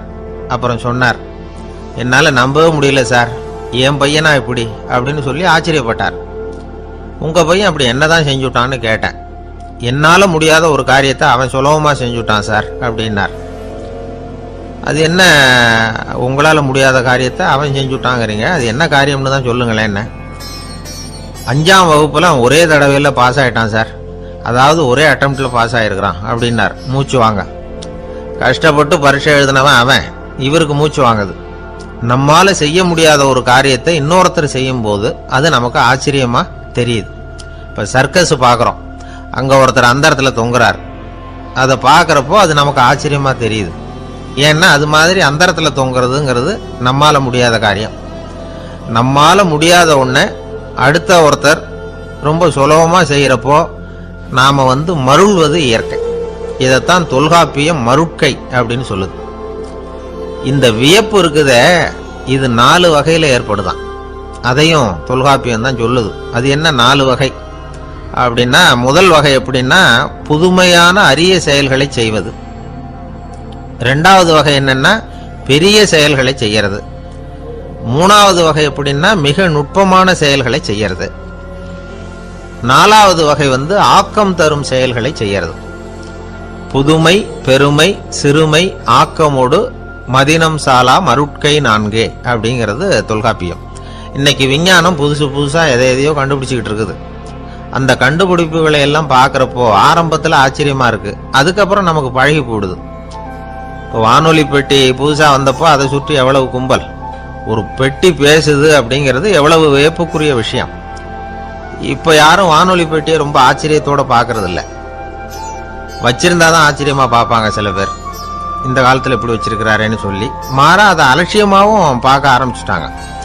மதினம் சாலா மருட்கை அப்படின்னு ஒரு சொற்றொடர் வருது பாருங்க, அதுல கருத்தாழம் உண்டு. எதை பத்தியும் போதுமான அளவு புரிஞ்சிக்காதப்போ ஒருத்தர் ஆச்சரியப்படுறார். புரிஞ்சுகிட்டதுக்கு அப்புறம் ஆச்சரியம் மறைஞ்சு போடுது. மிக நுட்பமான செயல்களும் நம்மளை ஆச்சரியப்பட வைக்குது. ஒரு அரிசியில ஒரு திருக்குறள் எழுதி காட்டுறாங்க, ஒரு முட்டை ஓட்டுக்குள்ள ஓவியம் தீட்டி காட்டுறாங்க. கருங்கல் சிற்பங்கள்ல எவ்வளவு நுட்பமான வேலைப்பாடுகள், அதையெல்லாம் பார்த்து ஆச்சரியப்படுறோம். இது மாதிரியே ஆக்கப்பூர்வமான செயல்களும் நம்மளை வியப்பில் ஆழ்த்தும். குப்பை கூலங்களை கூட வாழ்க்கைக்கு பயன்படுகிற பொருளா மாற்றுகிறவர்கள் இருக்கிறாங்க. அவங்களுடைய செயல் நமக்கு ஆச்சரியத்தை தருது. இடைக்காட்டு சித்தர்னு ஒருத்தர் இருந்தார். அவர் பாடிய 30 நூல்ல ஒரு பாட்டு வருது. ஆற்றல் பிறர் அறிதலின் ஆகம் கிளர்வு உறுதலின் கற்று அறிபாணர் கெழுமிய கோடலின் தோற்றம் உருகவே போற்றல் சால் வியப்பே. ஒருத்தருடைய ஆற்றல் தெரியாமல் இருந்தது, அவருடைய அரிய செயல்களை பார்க்கும் பொழுது வியப்பா இருந்தது, மனசுக்குள்ள கிளர்ச்சி. பாவலர்கள் இவர்கள் புகழப்பாடி மற்றவர்களும் தெரிந்து கொள்ளுமாறு செய்கிறார்கள். ஆக எல்லா வகையிலுமே மக்கள் தங்களுடைய வாழ்க்கையில முன்னேறுவதற்கு வழிகாட்டுகிற ஒரு மெய்ப்பாடு தான் வியப்புங்கிறது. இன்னைக்கு இளைஞர்கள் இதை நல்லா புரிஞ்சுக்கணும். ஆச்சரியப்படுங்கள், ஆச்சரியப்பட வைப்பீர்கள். இந்த காலத்துல நம்ம எப்படி எல்லாமோ ஆச்சரியப்பட வைக்கிற அதிசய மனிதர்கள் இருக்கிறாங்க. ஒரு ஆளை பிடிச்சி ஜெயிலுக்கு கொண்டுட்டு வந்தாங்க. சிறை அதிகாரி அவனை ரொம்பவும் ஆச்சரியமா பார்த்தார். இவன் கேட்டான், ஏன் சார் அப்படி பாக்குறீங்க, நான் இப்ப இங்க வந்தது உங்களுக்கு ஆச்சரியமா இருக்கா அப்படின்னு கேட்டான். இதுக்கு சிறை அதிகாரி சொன்னார், நீ இப்போ இங்க வந்ததுல எனக்கு ஒன்றும் ஆச்சரியம் இல்லப்பா, ஏற்கனவே நீ இங்கிருந்து விடுதலை ஆகி போய் 6 மாசம் ஆச்சு, இவ்வளவு லேட்டா திரும்பி வர்றியா, அதுதான் எனக்கு ஆச்சரியம் அப்படின்னாராம். இது ஒரு வகையான ஆச்சரியம். ஆனா வாழ்க்கையில வியப்புங்கிறது ஒரு தேவைப்படுகிற மெய்ப்பாடு. ஆச்சரியப்படுவோம், ஆச்சரியப்பட வைப்போம். அப்படி இந்த உண்மையை புரிந்து கொண்டோம்னா நம்ம வாழ்க்கையில வெற்றி நிச்சயம். ஒரு சின்ன பையன் வந்தான். அவனை பார்த்து ஒரு கேள்வி கேட்டோம். ஏன்ப்பா உங்க வீட்டுல அம்மா புத்திசாலியா அப்பா புத்திசாலியா அப்படின்னு. அவன் அலட்சியமா நம்மளை பார்த்து சிரிக்கிறான். என்ன சார் இது, இந்த காலத்துல இது கூட தெரியாம இருக்கிறீங்களே அப்படிங்கிறான். ஒரு சின்ன பையன் நம்மளை பார்த்து இப்படி கேட்டு விட்டானே அப்படின்னு நினைக்கிறப்போ நமக்கு ஒரு மாதிரி ஆயிடும். அதுக்கப்புறம் தான் இந்த தாத்தா பாட்டி எல்லாம் சொல்ற ஒரு கதை ஞாபகத்துக்கு வந்தது. அது என்ன கதை தெரியுமா? ஒரு ஊர்ல ஒரு அம்மாவும் பிள்ளையும் இருந்தாங்களாம். அந்த மகனுக்கு திடீர்னு தேசாந்திரம் போய் வரணும்னு ஆசை வந்துட்டுது. ஊர் ஊரா போய் சுத்தி பார்க்கணுங்கிற ஆசை. அந்த அம்மாவுக்கு இது பிடிக்கல. மகனை புரிஞ்சு இருக்கிறதுக்கு அவங்க மனசு இடம் கொடுக்கல. வேணாப்பான்னு சொல்லி பார்த்தாங்க, அவன் கேட்கல. திடீர்னு புறப்படவும் செஞ்சுட்டான். சரி, இனிமே அவனை தடுக்க முடியாதுன்னு முடிவு பண்ணிட்டாங்க அந்த அம்மா. இருந்தாலும் புத்திசாலித்தனமா ஒரு யோசனை பண்ணாங்க. மகனை கிட்டத்துல கூப்பிட்டாங்க. அவங்ககிட்ட சொன்னாங்க, இதை பாருப்பா, நீ தேசாந்தரம் போறதுன்னு தீர்மானம் பண்ணிவிட்ட, அதை நான் தடுக்கல, போயிட்டு வந்துரு. ஆனா போறதுக்கு முன்னாடி எனக்கு ஒரு வாக்குறுதி கொடுத்துட்டு போ அப்படின்னாங்க. போறப்போ ராத்திரியா இருந்தாலும் பகலா இருந்தாலும் சரி, புளிய மரத்து நிழல்ல தான் தங்கணும். திரும்பி வர்றப்போ இரவும் பகலும் நீ வேப்ப மரத்து நிழல்லே தங்கணும் அப்படின்னாங்க. சரி, அப்படியே செய்யறேன்னு சொல்லி வாக்குறுதி கொடுத்தான் பையன். புறப்பட்டு போனான். போற வழியில புளிய மரத்து நிழல்லே தங்கினான், தூங்கினான். அப்படி போயிட்டே இருந்தான். 7வது நாள் அவன் உடம்பு சுகமில்லாம போயிட்டுது. ரொம்பவும் பலவீனம் ஆயிட்டான். இனிமே நடக்க முடியாதுங்கிற நிலைமை வந்துட்டுது. யோசிச்சு பார்த்தான். சரி, இதுக்கு மேல போக வேண்டாம் அப்படின்னு முடிவு பண்ணிட்டு திரும்பி வர ஆரம்பிச்சுட்டான். திரும்பி வர்றப்போ வழியில வேப்ப மரத்து நிழல்லையே தங்கி தங்கி வந்தான். நாளுக்கு நாள் உடம்பு சரியா வந்துட்டுது. 7வது நாள் வீட்டுக்கு சேர்றான். உடம்பு பழையபடியே கலகலப்பாயிட்டுது. பூரண சுகம். தேசாந்திரம் போன பையன் திரும்பி வந்துட்டானே அப்படின்னு அந்த அம்மா ஆச்சரியப்படலை. ஏன்னா அவங்களுக்கு தெரியும் இப்படி ஆகும்னு. பையன் சீக்கிரமா திரும்பி வரணுங்கிறதுக்காக தான் அவங்க அந்த யோசனையை சொன்னாங்க. என்ன விஷயம்ங்கிறதையும் அவங்களே சொன்னாங்க.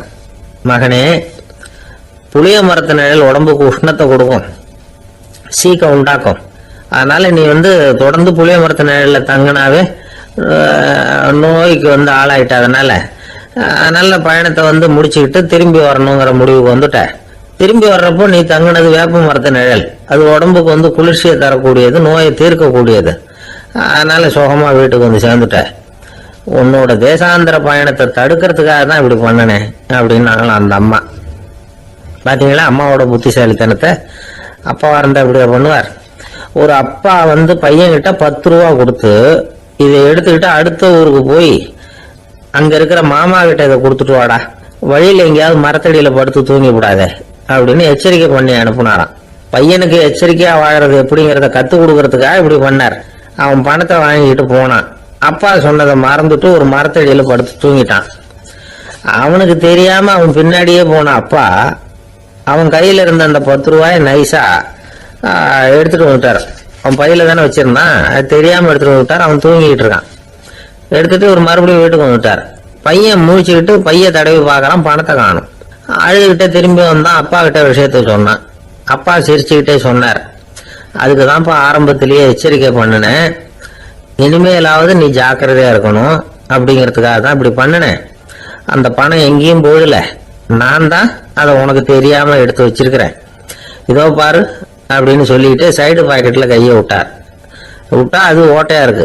அதை எவனோ ஏற்கனவே கத்திரிச்சு எடுத்துட்டு போயிட்டான். இப்ப அப்பா முகத்துல அசடு வழிஞ்சுதான். சில பேரை இப்படி சொல்றது உண்டு, அடுத்தவங்களை அனுசரிச்சு நடந்துக்க தெரியல, அவன் என்ன சார் மனுஷன் அப்படிம்பாங்க. சக மனிதர்களோட எப்படி பழகிறது அப்படின்னு தெரியாதனாலேயே பல பேர் இன்னைக்கு சங்கடப்பட்டு இருக்கிறாங்க. வசதி வாய்ப்பெல்லாம் சரியா இருக்கும், ஆனா வாழ்க்கை சரியா இருக்காது. இன்னொருத்தர்கிட்ட எப்படி பேசுறது பழகிறதுங்கிறது தெரியாதனாலதான் இந்த அவஸ்தை. சரி, இந்த அவஸ்தை இல்லாம வாழறது எப்படி? இதுக்கு அனுபவசாலிகள் சில வழிமுறைகளை சொல்றாங்க. அதெல்லாம் என்னென்னங்கிறத இப்ப தெரிஞ்சுக்குவோம். முதல்ல நம்ம நாக்கு நம்ம கண்ட்ரோல்ல இருக்கணும். வார்த்தைகளை கொட்டி விட்டு அதுக்கப்புறம் அள்ள முடியாம கிடந்து கஷ்டப்படக்கூடாது. எப்படி பேசுறோங்கிறதும் முக்கியம், பேசுறப்ப எப்படி முகத்தை வச்சிருக்கிறோங்கிறதும் முக்கியம். அன்பா பேசினாலும் நல்லா இருக்கும். அப்படி பேசுறப்ப ஆதரவா அவர் தோள் மேல ஒரு கையை போட்டுக்கிட்டு பேசினா இன்னமும் நல்லா இருக்கும்.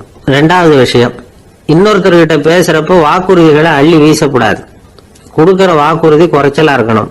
அப்படி கொடுத்த வாக்குறுதியை கண்டிப்பா நிறைவேற்றணும். நாம ஒருத்தரை பாராட்டுறோம் அல்லது அவரை பத்தி அபிப்பிராயம் சொல்றோம்னா அது ஆக்கப்பூர்வமா இருக்கணும். நம்ம பாராட்டு அல்லது விமர்சனம் அடுத்தவருடைய முன்னேற்றத்துக்கு உதவுறது மாதிரி இருக்கணும். நாம சொல்றதை கேட்டுட்டு அவன் தலையில கையை வச்சுட்டு உட்காந்துடக்கூடாது. எப்பவும் உற்சாகமா இருக்கணும், முகம் அலர்ச்சியா இருக்கணும். மனுஷன் இருந்தா வருத்தம், கவலை, ஏமாற்றம் எல்லாம் இருக்கதான் செய்யும். அதெல்லாம் மனசுல இருக்கட்டும். அந்த வருத்தமும் கவலையும் ஏமாற்றமும் சேர்ந்துகிட்டு நம்ம முகத்துல இருக்கிற மலர்ச்சியை மூடி மறைக்கிறதுக்கு நாம இடம் கொடுத்துடக்கூடாது. எந்த விஷயத்தை பத்தி யாருகிட்ட பேசினாலும் வெளிப்படையா பேசணும், திறந்த மனசோட பேசணும். மூடி மறைச்சி முன்னு மூங்கிட்டு இருக்கக்கூடாது. இன்னொருத்தர்கிட்ட பேசுறப்போ விவாதம் பண்ணுங்க, அது தப்பு இல்லை. ஆனா வாதாடிக்கிட்டு இருக்கக்கூடாது. அதாவது என்ன சொல்றாங்கன்னா, டிஸ்கஸ் பண்ணலாம், ஆர்கியூ பண்ணக்கூடாது. நம்ம கிட்ட இருக்கிற நல்ல குணங்களை நாம எடுத்து சொல்லிட்டு இருக்கக்கூடாது. அந்த நல்ல குணங்களே நம்மளை பத்தி எடுத்து சொல்லணும். அது மாதிரி நடந்துக்கணும். அதே மாதிரி அடுத்தவங்க கிட்ட உள்ள கெட்ட குணங்களை பத்தி அவசியம் இல்லாம நாம பேச வேண்டியதில்லை. உங்களை பத்தி யாராவது தப்பா பேசுறாங்களா, அப்படி அவங்க பேசுறதுல உண்மை இல்லையா அப்படின்னா அதை நீங்க பொருட்படுத்த வேண்டியதில்லை, விட்டுடலாம். அது தானா போயிடும். ஒரு 4-5 பேரோட பேசிக்கிட்டு இருந்தீங்கன்னா எல்லாருக்கும் முக்கியத்துவம் கொடுங்க, யாரையும் அலட்சியப்படுத்தாதீங்க. தமாஷா பேசலாம், ஆனா உங்க தமாஷ் அடுத்தவங்களை கேலி பண்றதா இருக்கக்கூடாது. நமக்கு கிடைக்க வேண்டியது கிடைக்கலையே அப்படிங்கிற தவிப்பு நம்ம கிட்ட இருக்கக்கூடாது. அது தேவையில்லை. உங்க செயல்பாடுகள் தெளிவா இருக்கட்டும், பாராட்டு தானா உங்களை தேடிட்டு வரும். இன்னொரு மனுஷனுடைய மனசுல கௌரவமான ஒரு இடத்த பிடிக்கணும்னா நாம இந்த குணத்தை எல்லாம் நம்ம கிட்ட வளர்த்துக்கணும். இதெல்லாம் அனுபவசாலிகள் சொல்லி இருக்கிற குறிப்புகள். இந்த குறிப்புகளை சரியா புரிஞ்சுக்கணும், அது முக்கியம். தப்பா புரிஞ்சுக்கிட்டா என்ன ஆகும் தெரியுமா? இதை கேளுங்க. ஒருத்தர் வந்தார், சார் அடுத்தவங்க தோள் மேல கைய போட்டுக்கிட்டு அன்பா பேசணும்னு சொன்னீங்க, அப்படிதான் பேசினேன். அவரு முதுக கூட தட்டி கொடுத்தேன், என் வேலை போயிட்டுது சார், வீட்டுக்கு அனுப்பிச்சுட்டாங்க அப்படின்னார். யாருகிட்ட அப்படி பேசுனீங்கன்னு கேட்டோம். என் முதலாளி கிட்ட சார் அப்படிங்கிறார் ரொம்ப சோகமா. ஒரு ஆள் இருந்தான், நிறைய பணம் சம்பாதிச்சான், ஆனா செலவு பண்ண மனசு வரல, கருமி. அவன் என்ன பண்ணா, சேர்த்த பணம் பூராவையும் ஒரு மரத்தடியில புதைச்சி வச்சிருந்தான். வாரத்துக்கு ஒரு தடவை அந்த மரத்தடிக்கு வருவான், புதைச்ச இடத்த ஆவலோட பார்த்துக்கிட்டு இருப்பான், அதுக்கப்புறம் போயிடுவான். அவ்வளவுதான். ஒரு நாள் ஒரு திருடன் வந்தான், இவன் புதைச்சி வச்சிருந்ததெல்லாம் எடுத்துட்டு போட்டான். இது தெரிஞ்சு போச்சு. அந்த கருமி புலம்ப ஆரம்பிச்சுட்டான். இவன் புலம்பல கேட்டதும் அக்கம் பக்கத்துல இருந்தவங்க எல்லாம் ஓடி வந்தாங்க. என்ன விஷயம்னு விசாரிச்சாங்க. இவன் சொன்னான்.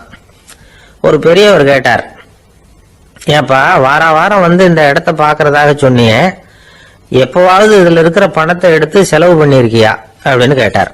நான் அப்பப்போ அதை பாக்குறது தான் வழக்கம், அதை தொட்டதே இல்லைன்னு. அவன் சரி அப்படின்னா இப்பவும் நீ அதே மாதிரி வாரம் ஒரு தடவை இந்த இடத்த பார்த்துட்டு போகலாமே அப்படின்னாராம் அந்த பெரியவர். அதுவும் சரிதானே, எவ்வளவு காலமானாலும் அவன் அந்த பணத்தை எடுத்து செலவு பண்ண போறதில்ல.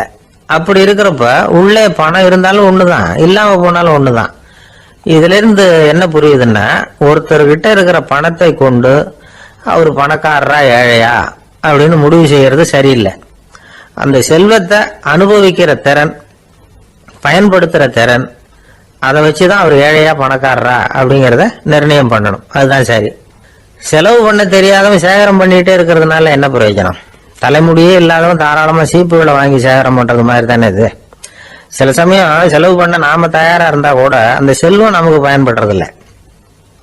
அரேபியாவில் ஒரு நகை வியாபாரி விலை உயர்ந்த முத்துக்களை எல்லாம் அவர் வச்சு வியாபாரம் பண்ணிட்டு இருந்தார். அவர் ஒரு சமயம் ஒரு பாலைவனம் வழியா போயிட்டு இருக்கிறார் ஒட்டகத்துல.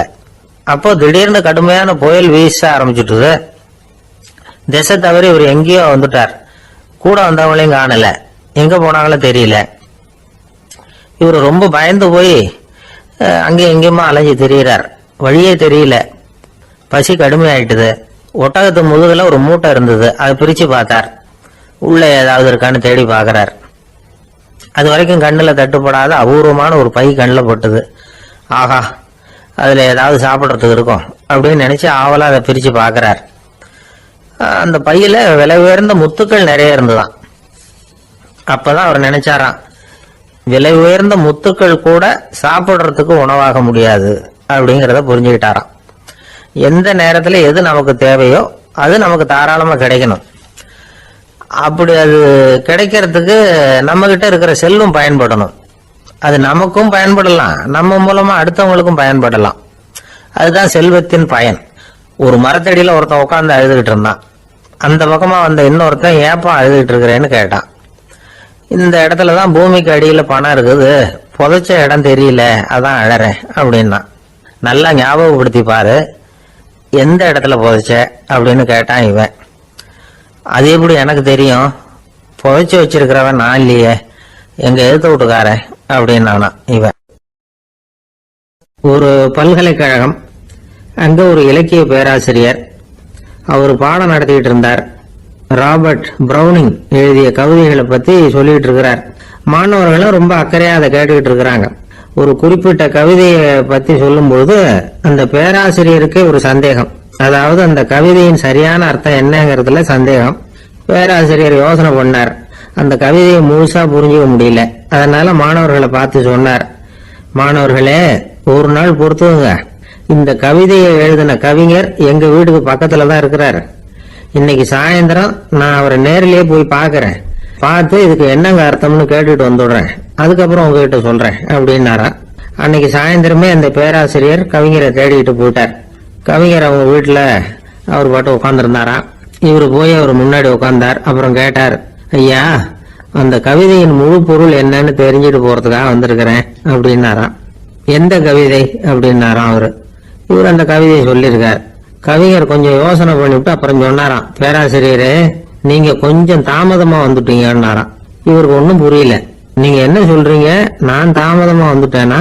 நீங்க தான் உயிரோடு இருக்கிறீங்களே, அப்படி இருக்கும்போது நான் தாமதமா வந்துட்டேன்னா அது எப்படி அப்படின்னு இவர் குழம்பி இருக்கிறார். இப்ப கவிஞர் சொன்னாராம், ஐயா, நான் உயிரோட இருக்கிறேன்னா இல்லையாங்கிறது முக்கியம் இல்லை. நான் அந்த கவிதை வரிகளை எழுதினப்போ 2 பேருக்கு அதோட அர்த்தம் தெரிஞ்சிருந்தது. இப்போ ஒரே ஒருத்தருக்கு தான் அதோட அர்த்தம் தெரியும் அப்படின்னாராம். பேராசிரியர் யோசனை பண்ணிருக்கார்.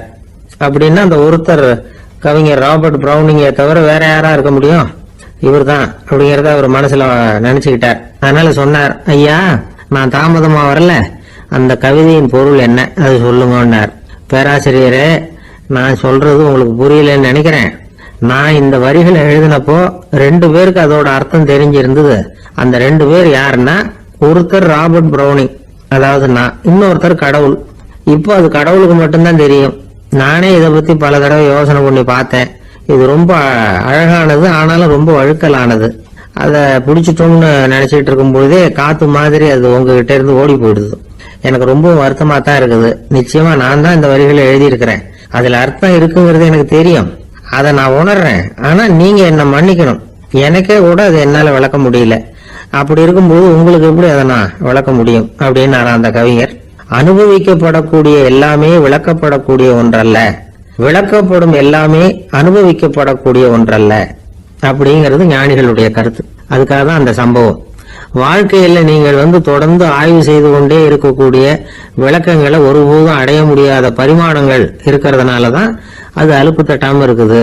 உங்களால நிறைய அனுபவிக்க முடியும், இருந்தாலும் நீங்கள் அனுபவித்து அறிந்த விஷயங்கள் கூட வார்த்தைகளால விளக்கப்பட முடிவதில்லை அப்படிங்கிறது பெரிய ஒரு சிந்தனை. இதெல்லாம் ஒரு பக்கம் இருக்கட்டும். நமக்கு தெரிஞ்ச பேராசிரியர் ஒருத்தர் 1 மணி நேரம் ரொம்ப விவரமா வகுப்பு எடுத்தார். கடைசியா சொன்னார், மாணவர்களே, ரொம்பவும் எளிமையா விளக்கமா எல்லா விவரமும் சொல்லி இருக்கிறேன். அதனால இதுல உங்களுக்கு சந்தேகம் வர்றதுக்கு வாய்ப்பே இல்லை. இருந்தாலும் கேட்க வேண்டிய கடமை கேட்கிறேன். இதுவரைக்கும் நடத்தினதுல யாருக்காவது ஏதாவது சந்தேகம் உண்டா அப்படின்னு கேட்டாராம். எனக்கு ஒரே ஒரு சந்தேகம் தான் சார் அப்படின்னு எழுந்திரிச்சு நிக்கிறான் ஒருத்தன். என்னன்னு கேட்டாராம். இதுவரைக்கும் நீங்க என்ன பாடம் சார் நடத்தினீங்க அப்படின்னானா அவன். பந்திக்கு முந்தர ஆசாமிகள் நம்மள பல பேர் உண்டு. அப்படி முந்தறதுக்கு கூட முயற்சி பண்றவங்க நிறைய பேர் இருக்கிறாங்க. இதுல என்ன ஒரு விஷயம்னா, பந்திக்கு முந்தறது கூட தப்பு இல்லை. ஆனா அப்படி ஒரு விருந்துல ஆளா போய் உட்காந்து சாப்பிட்டா கூட வெளியில வர்றப்ப என்ன பெரிய விருந்து வச்சுட்டான், சாம்பார்ல உப்பு இல்லை, ரசத்துல காரம் இல்லை அப்படின்னு குறை சொல்லிட்டே வர்றது இருக்கு பாருங்க. அது சரியில்லை, நாகரிகமும் இல்லை. கல்யாண பத்திரிகையில என்ன போட்டிருக்குது, என் பொண்ணுக்கும் இன்னார் பையனுக்கும் கல்யாணம், எல்லாரும் குடும்பத்தோட வந்திருந்து மணமக்கள் ஆசீர்வதிக்கணும், இப்படித்தானே போட்டிருக்கோம். குடும்பத்தோட வந்து விருந்து சாப்பிட்டு சாப்பாடு எப்படி இருக்குன்னு அபிப்பிராயம் சொல்லிவிட்டு போங்க அப்படின்னா போட்டிருக்கு கல்யாண பத்திரிகையில. ஒருத்தர் வீட்டு விசேஷத்துக்கு போயிருக்கோம்னா எவ்வளவோ அசௌகரியங்கள் நமக்கு ஏற்படலாம். ஏராளமான கூட்டம் வந்திருக்கும். எல்லாரையும் அவங்க வந்து தனித்தனியா கவனிச்சுக்கிட்டு இருக்க முடியாது. நாம தான் அனுசரிச்சு நடந்துக்கணும். நாமளா போய் வாழ்த்த வேண்டியவங்களை வாழ்த்தி விட்டு வந்து சேரணும். அதை விட்டுட்டு பத்திரிகை கொடுத்தானேன்னு போனேன், கவனிப்பே சரியில்லை அப்படின்னு புலம்பிக்கிட்டு இருக்கக்கூடாது. ஒரு விருந்துக்கு போனா அங்க எப்படி நடந்துக்கணும் அப்படிங்கறத பத்தி கூட அனுபவசாலிகள் சில விவரங்கள்லாம் சொல்லியிருக்கிறாங்க. இந்த காலத்துல கல்யாணம், பிறந்த நாள், அது இதுன்னு நிறைய விருந்துகள் நடக்குது. அதெல்லாம் எதுக்காக? மனித உறவுகளை வளர்த்துக்கிறதுக்காக தான், வேற எதுக்கு? ஒரு விருந்துக்கு போனா அமைதியா பொறுமையா போய் உட்காரணும். அடிச்சு பிடிச்சிக்கிட்டு இடத்த பிடிக்க போறேன் அப்படின்னு நிக்கக்கூடாது. முதல் பந்தி நடந்துகிட்டு இருந்தா அது முடிஞ்சு இலை எடுத்து சுத்தம் பண்ணதுக்கு அப்புறம் போய் உட்கார்றது தான் நாகரீகம். இலை எடுக்கிறதுக்கு முன்னாடியே அங்க போய் உட்காந்தா நல்லா இருக்காது. நீங்க சாப்பிட்டுட்டு உட்காந்துருக்கீங்களா, சாப்பிட்றதுக்கு உட்காந்துருக்கீங்களா, பாக்குறவங்களுக்கு சந்தேகம் வந்துடும். அதே மாதிரி இலையில எல்லா ஐட்டமும் பரிமாறினதுக்கு அப்புறம் சாப்பிட ஆரம்பிக்கணும். ஒவ்வொரு ஐட்டமா வைக்க வைக்க நாம பாட்டுக்கு எடுத்து உள்ள தள்ளிட்டே இருந்தோம்னா எதை வச்சோம் எதை வைக்கலன்னு பரிமாறினவரே குழம்பி போடுவார். ஏன்னா எப்போ பார்த்தாலும் இலை காலியாவே இருக்கும். சாப்பிட்றப்போ உங்க சாப்பாட்டையே நீங்க கவனிக்கணும். அடுத்தவங்க இலையில என்ன இருக்கு, பக்கத்துல இருக்கிறவர் எதை அதிகமா சாப்பிடுறார், இதெல்லாம் நமக்கு என்னத்துக்கு? எல்லாரும் சாப்பிட்டு முடிக்கிற வரைக்கும் பொறுமையா இருக்கிறது தான் நல்லது. நீங்க மட்டும் திடீர்னு பாதியில் எழுந்திரிச்சு பக்கத்துல இருக்கிறவங்களுக்கு சங்கடமா இருக்குமேங்கிறதெல்லாம் யோசிக்காம நீங்க பாட்டு எழுந்திரிச்சு போக கூடாது. பக்கத்துல உள்ளவங்க உங்களை எழுந்திரிக்க சொன்னா எழுந்திரிச்சு போகலாம். விருந்துகள்ல சாப்பாட்டை வீணாக்குறதே ஒரு நாகரிகமா போட்டுது. இந்த காலத்துல சாப்பாட்டுக்கே கஷ்டப்பட்டுக்கிட்டு பல பேர் இந்த உலகத்துல இருக்கிறப்போ சாப்பாட்டை வீணாக்குறது எவ்வளவு பெரிய மோசம்ங்கிறத நினைச்சு பார்க்கணும். வேணுங்கிற அளவுக்கு கேட்டு வாங்கி சாப்பிடுறது தான் முறை. விருந்துல இந்த பஃபே அப்படின்னு சொல்லி ஒரு முறை சொல்றாங்கல்ல, அதாவது உணவு வகைகளை எல்லாம் பொதுவா ஒரு இடத்துல வச்சுடுறது, நமக்கு தேவையானதை நாமே எடுத்து ஒரு தட்டில் போட்டுக்கிட்டு சாப்பிட வேண்டியது. இதுல கூட சில பேர் தேவைக்கு அதிகமா எடுத்து போட்டுக்கிட்டு வீணாக்குறாங்க. சில சமயம் வந்து கடைசியா சாப்பிட போறவங்களுக்கு எல்லா ஐட்டமும் கிடைக்காம போகலாம். அதை போய் பெருசு பண்ணிட்டு இருக்க கூடாது. என்ன சார் இந்த அளவுக்கு கூடவா நாகரிகம் தெரியாம இருக்கிறோம், இதை போய் பெருசா சொல்ல வந்துட்டீங்களே அப்படின்னு நினைக்கலாம். ஒருத்தர் 2 பேருக்கு இந்த விவரம் தேவைப்படலாம். அவங்க காதலே இது வேட்டுமேங்கிறதுக்காக தான் இது. ஒரு பெரிய கல்யாண விருந்து நடந்துகிட்டு இருந்தது. விருந்து மண்டபத்து வாசல்ல ஒருத்தர் நின்றுகிட்டு வர்றவங்களையெல்லாம் ரொம்ப மரியாதையா வணங்கி உள்ள அனுப்பி வச்சுக்கிட்டு இருந்தார். எப்படி தெரியுமா? வர்றவங்க கையெல்லாம் பிடிச்சி முத்தம் கொடுத்து அதுக்கப்புறம் உள்ள அனுப்பி வச்சுக்கிட்டு இருந்தாராம். கூட்டம்லாம் முடிஞ்சதுக்கு அப்புறம் அவர்கிட்ட போய் கேட்டிருக்கிறாங்க, சார் நானும் எவ்வளவோ விருந்துகளுக்கு போயிருக்கிறேன், இருந்தாலும் இவ்வளவு மரியாதையா வர்றவங்க கைக்கெல்லாம் முத்தம் கொடுத்து வரவேற்கிறத இங்கதான் பாக்குறேன் அப்படின்னு சொன்னாங்க. அதுக்கு அவரு சொன்னார், அட போங்க சார், நான் முத்தம் கொடுக்கல, முந்தின பந்திக்கு வந்து சாப்பிட்டவங்களே அடுத்த பந்திக்கும் வர்றாங்களான்னு மோந்து பார்த்து அனுப்பி வச்சுக்கிட்டு இருந்தேன் அப்படின்னார். ஒருத்தன் எப்படி நடந்துக்கிறாங்கிறத வச்சுதான் அந்த ஆளு எப்படிங்கிறத நாம முடிவு பண்றோம். ஆளுமைன்னு சொல்றோம்ல, அதுக்கு வந்து சூழ்நிலைகளை ஆளுகின்ற தன்மை அப்படின்னு விளக்கம் கொடுக்கிறார் ஒரு உளவியல் நிபுணர். சரி, ஒரு மனிதனுடைய ஆளுமையை உருவாக்குகிற விஷயங்கள் என்னென்ன? பிறப்பு, வளர்க்கப்பட்ட விதம், படிப்பு, நண்பர்கள், சமுதாயம், இப்படி நிறைய உண்டு. ஆளுமையின் அடிப்படையில் சில மனநோய்கள் உண்டாகுது. அதெல்லாம் என்னென்னங்கிறத தெரிஞ்சு வச்சுக்கிட்டோம்னா நம்ம கூட இருக்கிறவங்களை அடையாளம் கண்டுபிடிக்கிறதுக்கு அது ரொம்ப உபயோகமா இருக்கும். ஃப்ரெனாய்டு ஆளுமை அப்படின்னு ஒண்ணு. இந்த கோளாறு உள்ளவங்க எப்படி இருப்பாங்க தெரியுமா? அதிக உணர்ச்சி, சந்தேகம், பொறாமை இதெல்லாம் அதிகமா இருக்கும். வளைஞ்சு கொடுக்க மாட்டாங்க. அடுத்தவங்களோட இணக்கமான உறவு இருக்காது. அவங்க செய்யற தப்புக்கெல்லாம் அடுத்தவங்களை வந்து குறை சொல்லிட்டு இருப்பாங்க. இது ஒரு ரகம். அடுத்தது வந்து ஸ்கிசாய்டு ஆளுமை அப்படின்னு சொல்றாங்க. இந்த கோளாறு உள்ளவங்க அடுத்தவங்களோட பழக கூச்சப்படுவாங்க. சின்ன வயசுலேயே இது ஆரம்பமாயிடுது. பகல் கனவுலயே சஞ்சரிப்பாங்க. அவங்களுடைய விரோதம், கோபம் இதை கூட வெளியில காட்டிக்க முடியாம இருப்பாங்க. இவங்களுக்கு அகமுகம், பிரச்சனைகள்ல இருந்து ஒதுங்கி எதுலயும் ஈடுபாடு இல்லாதவங்களா இருப்பாங்க. இப்படி ஒரு ரகம். அடுத்தது சைக்ளோதமிக் ஆளுமை அப்படின்னு சொல்றாங்க. அது என்னன்னா உணர்ச்சிகள்ல ஏற்றத்தாழ்வு அதிகமா இருக்குமா. சில சமயம் பார்த்தா மகிழ்ச்சியா இருப்பாங்க, சில சமயம் சோகமா உட்கார்ந்துருப்பாங்க. அவங்க மனநிலைக்கு தகுந்த மாதிரி சமூக நிகழ்ச்சிகள்ல பங்கெடுத்துக்குவாங்க. இன்னொரு வகை என்னன்னா எண்ண பீடிகை ஆளுமை அப்படின்னு பேர் வச்சிருக்கிறாங்க. அதுக்கு இவங்களுக்கெல்லாம் கரெக்டாக இருக்கணும், எல்லாம் சட்டத்திட்டம் இதுலேயும் ஒரு ஒழுங்குமுறை, இப்படி எதிர்பார்க்குற மனோபாவம். இவங்க எதிர்பார்ப்புக்கும் வரன்முறைக்கும் மற்றவங்க கட்டுப்படணும்னு நினைப்பாங்க. இந்த நிலைமை நீடிச்சா என்ன ஆகும் தெரியுமா? அலைக்கழிக்கிற எண்ணங்கள் திரும்ப திரும்ப ஒரே செயலை செய்ய தூண்டுற மன தளர்ச்சிக்கு ஆளாயிடுறாங்க. அடுத்தது ஹிஸ்டீரியா ஆளுமை. சின்ன விஷயத்தையெல்லாம் பெருசுபடுத்தி நாடகமாக்குற நடிகர்கள் இவங்க. உணர்ச்சி அதிகம் உள்ளவங்க. இவங்க மன எழுச்சியில பக்குவமின்மை, குழந்தைத்தனம், முதிர்ச்சியின்மை எல்லாம் இருக்கும். தன்னலம் மிக்க குணம், பிறர் தன்னை மட்டுமே கவனிக்கணும்னு நினைச்சு செயல்படுறது, இதெல்லாம் இவங்க அடையாளம். அடுத்த ரகம் எப்படின்னா வளர்ச்சியற்ற ஆளுமைன்னு சொல்றாங்க. அடுத்தவங்களோட இணங்கி போக முடியாதவங்க, அறிவு, மன எழுச்சி, சமூக உறவு இதுல எல்லாம் போதுமான வளர்ச்சியையும் நிறைவையும் பெற முடியாதவங்க. இவங்களால வாழ்க்கையில முன்னேற முடியாது. பிச்சைக்காரங்க, குற்றவாளிகள் இவங்க கிட்ட எல்லாம் இது மாதிரியான ஆளுமை அதிகமா இருக்குமா. அடுத்தது என்னன்னா சோர்வு உடைய ஆளுமை. எதுலயும் உற்சாகம் இல்லாம சோர்ந்து போயிருப்பாங்க. அதுக்கெல்லாம் நமக்கு வலிமை இல்லப்பா அப்படின்னு சொல்லிட்டு இருப்பாங்க. சின்ன விஷயங்களுக்கெல்லாம் அதிர்ச்சி அடையிறது, வாழ்வின் சுவையை அனுபவிக்க முடியாதவங்க. இன்னொரு ரகம் இது கொதித்தெழும் ஆளுமைங்கிறாங்க. எதுக்கு எடுத்தாலும் ஆத்திரம், குரோதம், வன் செயல் இதுல எல்லாம் ஈடுபாடு இப்படி உள்ளவங்க. நத்தை வகை ஆளுமை அப்படின்னு ஒண்ணு. அடுத்தவங்க மேல விரோதம் இருக்கும், அடிக்கணுங்கிற எண்ணம் இருக்கும். ஆனா அதை அப்படியே வெளியில காட்டாம அதே சமயம் அமைதியான முறையில வெறுப்பை வெளிக்காட்டுற ரகம். இவங்கெல்லாம் பேசாம கம்முன்னு இருந்துகிட்டே நினைச்சதை நிறைவேற்றிடுவாங்க. முன்ஜாக்கிரதை ஆளுமை அப்படின்னு ஒரு ரகமா. பாதுகாப்பின்மை, சந்தேகம், முழுமையின்மை, அறவேக்காட்டுத்தனம் இந்த மனப்போக்கு அதிகமா இருக்கிறதுனால அகம்பாவம், புடிவாதம், எச்சரிக்கை எல்லாம் அளவுக்கு மீறி இருக்கும். இதுவரைக்கும் நாம பேசிக்கிட்டு இருந்த ஆளுமை பண்புகள் அளவுக்கு அதிகமா போயிட்டுதுன்னா ஆளுமை கோளாறுகள் ஏற்படும். அதன் அடிப்படையில மனவியாதிகள் வருமா. அதனால இணக்கமான, எல்லாரும் விரும்புகிற இயல்பான ஆளுமையை பெறுவதற்கு நாம முயற்சி செய்யணும் அப்படிங்கிறது மனோதத்துவ நிபுணர்களுடைய ஆலோசனை. ஒருத்தர் ஒரு மனோதத்துவ டாக்டரை தேடிட்டு வந்தாராம். டாக்டர், எனக்கு மனசுல ஏதோ வியாதி, ஆளுமை கோளாறு, அதாவது எனக்கு சீக்கிரமா செத்து போனா தேவையில்லைன்னு தோணுது அப்படின்னாராம். உடனே அந்த டாக்டர், சரி அப்படின்னா இங்கே இருங்க, நான் வைத்தியம் பாக்குறேன் அப்படின்னாராம். ஒருத்தர் முகத்தை தொங்க போட்டுக்கிட்டு ஒரு மாதிரியா வந்தார். என்ன விஷயம்னு விசாரிச்சேன். என்னுடைய நண்பன் ஒருத்தங்கிட்ட கருத்து வேறுபாடு, இனிமே நமக்குள்ள எந்த சம்பந்தமும் வேணாம்னு நட்பை முறிச்சிட்டு வந்துட்டேன்னா. நண்பர்கள்னு இருந்தா கருத்து வேறுபாடு வரத்தான் செய்யும்னு.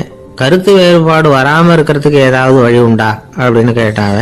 அதை பத்தி நிபுணர்கள் சில யோசனைகளை சொல்லியிருக்கிறாங்கன்னு. முதல் விஷயம் என்னன்னா, உங்க நண்பனுக்கு ஒரு செய்தி சொல்லணும்னா அதை நீங்களே நேரடியா சொல்லுங்க, அல்லது உங்க கைப்பட கடிதம் எழுதுங்க. அதாவது நேரடி தொடர்பு முக்கியம். அதை விட்டுட்டு இன்னொருத்தர் மூலமா நண்பர்களுக்கு செய்தி அனுப்புனா நீங்க சொல்ற செய்தி அப்படியே போய் சேராது, அது சேதமாயிடும். கூட்டி குறைச்சி சொல்லிவிடுவாங்க, அது குழப்பத்தில் கொண்டாந்து விட்டுரும். இது ஒரு யோசனை. ரெண்டாவது யோசனை என்னன்னா, நீங்க ஒரு நல்ல காரியத்தை செய்யும் பொழுது உங்க நண்பரையும் சேர்த்துக்குங்க, அவருக்கும் அதுல ஒரு ஈடுபாட்டை உருவாக்குங்க. மூணாவது யோசனை, நம்ம பக்கத்தில் இருக்கிற நண்பர் மகிழ்ச்சி அடைகிற மாதிரி ஏதாவது செய்யணும். சின்ன சின்ன செயல்களா இருந்தாலும் பரவாயில்ல, அவர் நமக்கு எதுவும் செய்யலையே, நாம எதுக்கு செய்யணும் அப்படின்னு நினைச்சிட்டு இருக்கக்கூடாது. நாலாவது யோசனை என்னன்னா, உங்களுக்கு ஒரு பிரச்சனையா அல்லது உங்க நண்பருக்கு ஒரு பிரச்சனையா, எதுவா இருந்தாலும் ரெண்டு பேரும் சேர்ந்து உட்காந்து ஆலோசனை பண்ணுங்க. நம்ம யோசனையும் கேட்கப்படுதே அப்படிங்கிற நினைப்பே அவருக்கு ஒரு மன நிறைவை உண்டாக்குமா. ஐந்தாவது யோசனை, உங்க நண்பர் ஏதோ ஒரு காரியத்தை செய்கிறார், நீங்க உடனே அவசரப்பட்டு நீ செய்யறது தப்புன்னு தீர்ப்பு சொல்லக்கூடாது. அவர் அதை செய்யறதுக்கான நியாயங்கள் எவ்வளவோ இருக்கும், அதை புரிஞ்சுக்கிறதுக்கு முயற்சி பண்ணணும். ஆறாவது யோசனை, உங்க நண்பர் என்ன சொன்னாலும் அதை பொறுமையா கேளுங்க. அவர் சொல்றத புரிஞ்சுக்கணும், அவர் சொல்ல விரும்புறத புரிஞ்சுக்கணும், அவர் சொல்ல முடியாம தவிக்கிறதையும் புரிஞ்சுக்கணும். இப்படி 3 விதமாவும் அவரை புரிஞ்சுக்கிட்டு அதுக்கு தகுந்த மாதிரி செயல்படணும். ஏழாவது யோசனை என்னன்னா, உங்க நண்பர் உங்ககிட்ட ஏதோ ஒரு கருத்து சொல்றார், அது உங்களுக்கு பிடிக்கல, அதுக்காக உடனே நீ சொல்றது சரியில்லை, நான் ஒத்துக்க மாட்டேன் அப்படின்னு எல்லாம் மறுத்துக்கிட்டு இருக்கக்கூடாது. அவர் சொல்றதை கேட்கணும், பொறுமையா சிந்திக்கணும், அதுக்கப்புறம் பதில் சொல்லணும். இப்படிலாம் நடந்துகிட்டா நண்பர்களுக்குள்ள கருத்து வேறுபாடு வர்றதுக்கு வாய்ப்பே இருக்காது அப்படின்னு வல்லுநர்கள் தொகுத்து சொல்லியிருக்கிறாங்க இந்த யோசனைகளை. எனக்கு தெரிஞ்ச சில நண்பர்கள் உண்டு, அவங்களுக்குள்ளேயும் கருத்து வேறுபாடுகள் வராமல் இருக்கிறதுக்கு சில நுட்பங்களை கையாளுறது உண்டு. ஒருத்தர் சொன்னார், அந்த டாக்டர் சின்ன வயசுல இருந்து என் கூட பழகினவர், நாங்கள் 2 பேரும் இணை பிரியாத நண்பர்கள். இருந்தாலும் எனக்கு உடம்பு சரியில்லைன்னு நான் அவர்கிட்ட வைத்தியம் பார்த்துக்க மாட்டேன் அப்படின்னார் ஒருத்தர். ஏன் அப்படின்னு கேட்டேன். எங்கள் நட்பு கெட்டுப்படக்கூடாது இல்லையா, அதனால தான் அப்படின்னாரு இவர். ஒரு சிகை அலங்கார கூடம். ரொம்ப சுறுசுறுப்பாக எல்லாரும் வேலை செஞ்சுட்டு இருக்கிறாங்க. முடி வெட்டிக்க வந்திருக்கிறவங்க நிறைய பேர், எல்லாரும் வரிசையாக உட்காந்துருக்குறாங்க. அந்த சமயத்தில் திடீர்னு கதவை திறந்துக்கிட்டு ஒருத்தர் உள்ள வர்றார். அவர் ஒரு பெரிய மனிதர்.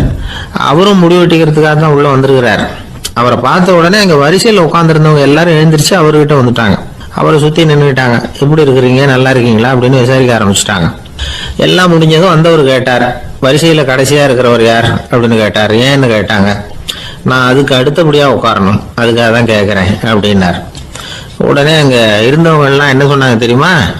நீங்கள் வரிசையில் காத்திருக்க கூடாது, நீங்கள் அரசாங்கத்தின் தலைவர், உங்களுக்கு நேரம் முக்கியம், அதனால நீங்கள் முன்னாடி போங்க அப்படின்னு சொன்னாங்க. ஆனால் அதை அவர் கேட்கல. தோழர்களே, உங்களுடைய கருத்துக்கு ரொம்ப நன்றி. எல்லாரும் வரிசையாக தான் வரணும், அதுதான் முறை. வரிசையில் வரணுங்கிற நடைமுறையை நானும் பின்பற்ற விரும்புகிறேன். நாம எல்லாரும் சமமானவர்கள் அப்படின்னார். இப்படி சொல்லிவிட்டு வரிசையில் கடைசியாக இருந்த ஒரு நாற்காலியில் போய் உட்காந்துக்கிட்டார். தன் சட்டை பையில் இருந்த ஒரு செய்தித்தாளை எடுத்தார், படிக்க ஆரம்பிச்சிட்டார். ஆனால் அங்கே இருந்தவங்களால இதை பார்த்துக்கிட்டு சும்மா இருக்க முடியல. ஒருத்தர் எழுந்திரிச்சு வந்தார். ஐயா, இப்போ என்னுடைய முறை வந்திருக்குது, நான் தான் போக வேண்டிய முறை. உங்களை இங்கே காத்திருக்க வைக்கிறத விட ஒரு 5 ஆண்டுகளுக்கு கூட நான் முடிவெட்டிக்காமே இருந்துட முடியும் அப்படின்னார். அவர் மறுபடியும் சொன்னார், ஐயா, நீங்க வரிசை முறையை தாண்டி போக விருப்பப்படல, சரி, ஆனா என்னுடைய முறையை மாத்தி கொடுக்கறதுக்கு எனக்கு முழு உரிமை இருக்குது. இதுக்கு பதிலா உங்களுடைய கடைசி இடத்தை நான் எடுத்துக்கிறேன், இதை நீங்க மறுக்க முடியாதுன்னார். அங்க இருந்த மற்றவங்களும் இதை ஒரு மனசா வற்புறுத்த ஆரம்பிச்சிட்டாங்க. அந்த பெரிய மனிதர் பார்த்தார், சரின்னு கடைசியா ஒத்துக்கிட்டார். அவர் யார் தெரியுமா? அவர் தான் மாவீரர் லெனின். ரஷ்யாவில் கிரெம்ளின் சிகை அலங்கார கூடத்துல தான் இது நடந்தது. எல்லாரும் இந்நாட்டு மன்னர்கள்னு வாயளவுல பேசுறதுல என்ன பிரயோஜனம்? நாம எல்லாரும் சமம்ங்கிறத நடைமுறையில கடைபிடிச்சு காட்டினவங்க கொஞ்சம் பேர் தான். அவங்கள ஒருத்தர் தான் லெனின். வரிசையில் நின்று வர்றதுங்கிறது ஒரு சிறந்த பண்பு, உயர்ந்த பண்பு. இன்னைக்கு பல இடங்கள்ல அது நமக்கு தேவைப்படுது. ஒரு ரேஷன் கடைவாசல், கடை திறக்கிறதுக்கு முன்னாடியே எல்லாரும் வரிசையில் நின்றுட்டாங்க. கடைசியா வந்த ஒருத்தர் கியூவில் முன்னாடி போறதுக்கு முயற்சி பண்றார். ஏற்கனவே நின்றுட்டு இருக்கிறவங்க அவரை முன்னாடி போறதுக்கு விட மாட்டேங்கிறாங்க. கடைசியா போய் நில்லையா அப்படின்னு எல்லாரும் கத்துறாங்க. அதான் அவர் காதுல வாங்கல, முண்டி அடிச்சுக்கிட்டு முன்னாடி போறதுக்கே முயற்சி பண்ணிட்டு இருக்கிறார். எல்லாரும் சேர்ந்து அவரை வலுக்கட்டாயமா இழுத்து கொண்டாந்து பின்னாடி கொண்டு போய் நிறுத்திவிட்டாங்க. நிறுத்திவிட்டு சொன்னாங்க, இதை பாருப்பா, நாங்க இருக்கிற வரைக்கும் நீங்க முன்னாடி போய் எதையும் வாங்க முடியாது, தெரிஞ்சுக்கோ அப்படின்னாங்க. இப்போ அந்த ஆள் சொன்னாராம், நான் இங்க பின்னாடி நிக்கிற வரைக்கும் நீங்களும் எதுவும் வாங்க முடியாது அப்படின்னாராம். ஏன்னு கேட்டிருக்கிறாங்க. நான் தான் அந்த கடையை திறக்க வேண்டிய ஆள் அப்படின்னா. ஒருத்தர் ஒரு தவறு செஞ்சு விடுறாருன்னு வச்சுக்கங்க, உடனே நீ செஞ்சது தவறு அப்படின்னு சொல்றது ஒரு வகை. அதுக்கு பதிலா எது சரின்னு அவர் புரிந்து கொள்ள உதவி செய்யறது இன்னொரு வகை. இந்த 2வது வகை இருக்கு பாருங்க, நிர்வாக இயல்ல இது ரொம்ப முக்கியம். அலுவலகத்துல வேலை பார்க்குற ஒருத்தர் முக்கியமா தெரிஞ்சுக்க வேண்டியது என்ன தெரியுமா? சக ஊழியர்கள் கிட்ட எப்படி பழகணும், மேலதிகாரிகள் கிட்ட எப்படி பழகணும், தனக்கு கீழே வேலை செய்யறவங்க கிட்ட எப்படி பழகணும், வாடிக்கையாளர்கள் கிட்ட எப்படி பழகணும், இவங்க எல்லார்கிட்டையும் செம்மையான உறவை ஏற்படுத்திக்கிறது எப்படி, இதெல்லாம் சொல்லி கொடுக்குற பாடம் தான் இன்டர் பர்சனல் ஸ்கில், திறமையான உறவு அப்படிங்கிறது. எந்த வேலையில் இருந்தாலும் சரி, இந்த உறவுகளை வளர்க்கும் திறன் உள்ளவங்க சீக்கிரம் முன்னுக்கு வந்துடுறாங்க. மற்றவங்க கிட்ட உறவை பலப்படுத்திக்கிறது எப்படி அப்படின்னு தெரிஞ்சுக்கிட்டோம்னா எந்த ஒரு தடையையும் சுலபமா தாண்டி செய்யற தொழில முன்னுக்கு வந்துடலாம். ஹார்வர்டு பல்கலைக்கழகத்துல ஒரு கணக்கெடுப்பு பண்ணி பார்த்தாங்களாம்.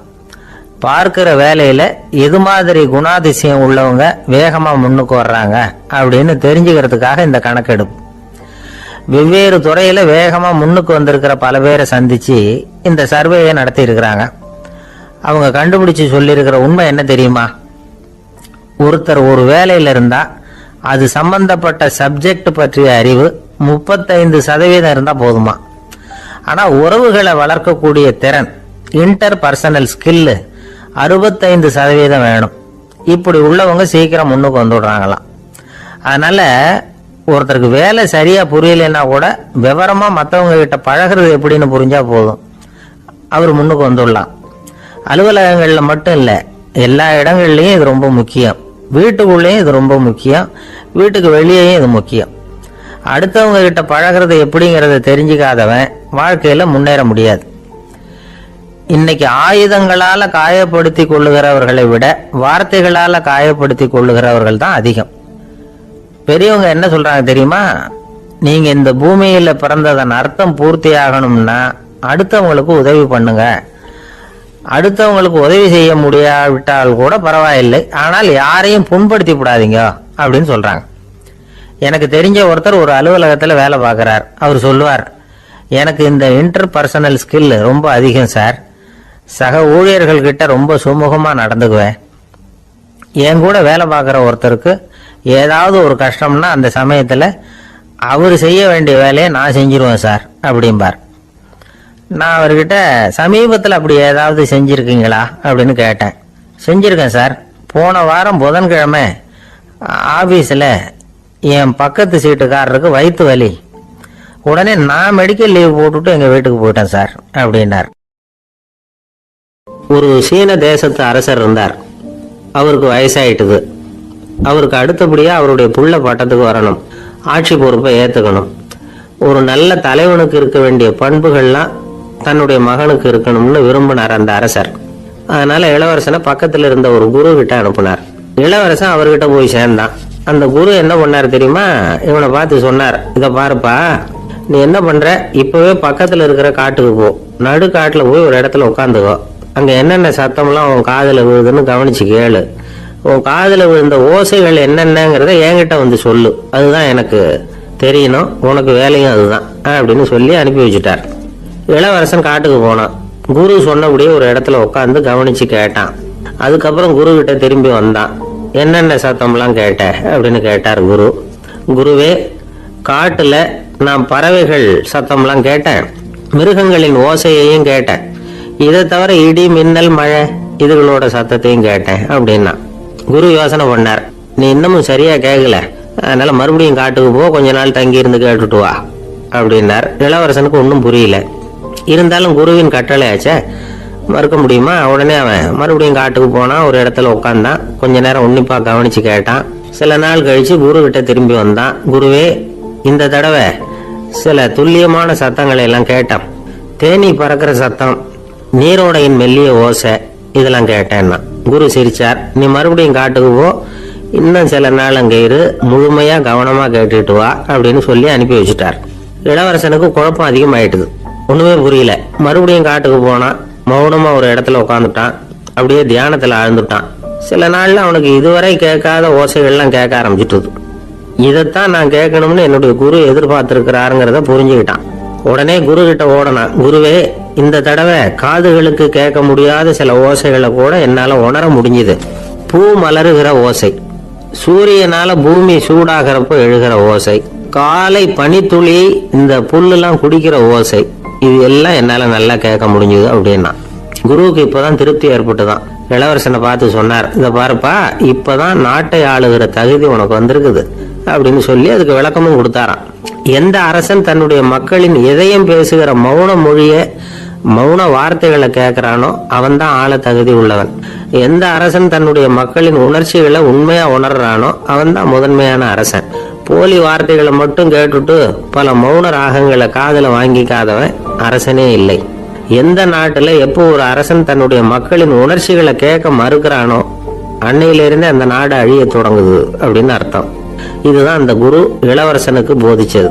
வாயால பேசுறத மட்டும் கேட்டு ஏமாறக்கூடாது, உணர்ச்சிகளையும் கேட்கறதுல தான் மனப்பக்குவம் உண்டாகும். மக்கள் உணர்ச்சிகளை புரிந்து கொள்ளாத அரசர்கள் நீடிச்சிருக்க முடியாது. அது மாதிரி நாடுகள்ல அடிக்கடி குழப்பம் தான் உண்டாகும். அப்படி இருந்தா அடிக்கடி ஆட்சி மாறிக்கிட்டு இருக்கும். அப்படிப்பட்ட ஒரு தேசம், அங்க ஒரு சிறைச்சாலையில 3 கைதிகள் பேசிக்கிட்டு இருந்தாங்க. ஒருத்தன் சொன்னான், நான் இந்த நாட்டு ராஜாவை எதிர்த்து பேசிக்கிட்டு இருந்தேன், அதனால என்ன பிடிச்சி கொண்டாந்து இங்க போட்டுட்டாங்க அப்படின்னா ஒருத்தன். இன்னொருத்தன் சொன்னான், நான் இந்த நாட்டு ராஜாவை ஆதரிச்சு பேசிக்கிட்டு இருந்தேன், அதனால என்ன பிடிச்சி கொண்டாந்து இங்க தள்ளி விட்டாங்க அப்படின்னா. அது சரி, நீ என்ன தப்பு பண்ண அப்படின்னு சொல்லி மூணாவது ஆளை பார்த்து இவங்க கேட்டாங்க. அதுக்கு அந்த ஆளு சொல்றான், நான் தான் இந்த நாட்டு ராஜா அப்படின்னாலாம். ஒரு நண்பர் அவர்கிட்ட பேசிக்கிட்டு இருந்தேன். மனித உறவுகள் பத்தி அவர் சொல்லிட்டு இருந்தார். அமெரிக்காவில் தந்தை மகன் உறவு எப்படி இருக்கு அப்படிங்கிறத விளக்கறதுக்கு அவர் ஒரு கதையை சொன்னார். ஒரு அப்பா பகல் பூராவும் அலுவலகத்தில் வேலை, ஓடி ஆடி உழைச்சிக்கிட்டு களைச்சி போய் ராத்திரி 10 மணிக்கு மேலே வீடு திரும்பினான். வீட்டு வாசல்ல அவரோட மகன் காத்துக்கிட்டு இருக்கிறான். இன்னமும் தூங்கலை. அப்பா வாசல்லையே தடுத்து நிறுத்தி, அப்பா உனக்கு சம்பளம் எவ்வளவு அப்படின்னு கேட்குறான். ஏற்கனவே ஆபீஸ் பிரச்சனைகளால் அழுத்து போய் திரும்புகிற அப்பாவுக்கு கோவம் வந்துடுச்சு. என்னடா இப்படிலாம் கேளுன்னு உங்கள் அம்மா உனக்கு சொல்லி கொடுத்தாளா அப்படின்னு சொல்லிட்டு உள்ளே போய் சட்டையை கட்டி மாட்டி விட்டு குளிச்சு விட்டு மறுபடியும் வெளியில் வந்து உடையை மாற்றுகிற சமயம் அப்போ மறுபடியும் மகன் உள்ளே வந்து நிற்கிறான் அவர் முன்னாடியே. அப்பா உனக்கு எவ்வளவு சம்பளங்கிறான் மறுபடியும். அப்பாவுக்கு எரிச்சல் அதிகமாயிட்டுது. மணிக்கு $20 போதுமா அப்படின்னார். அப்படின்னா எனக்கு ஒரு $10 தர முடியுமா மகன்? இதுக்கு தான் என் சம்பளம் எவ்வளவுன்னு கேட்டியா? 2ஆம் வகுப்பு படிக்கிற உனக்கு எதுக்குடா $10 அப்படின்னு கத்தி விட்டு தொலைக்காட்சி பெட்டியின் முன்னாடி போய் உட்காந்துக்கிட்டு ஏதோ நிகழ்ச்சியை பார்க்க ஆரம்பிச்சுட்டார்.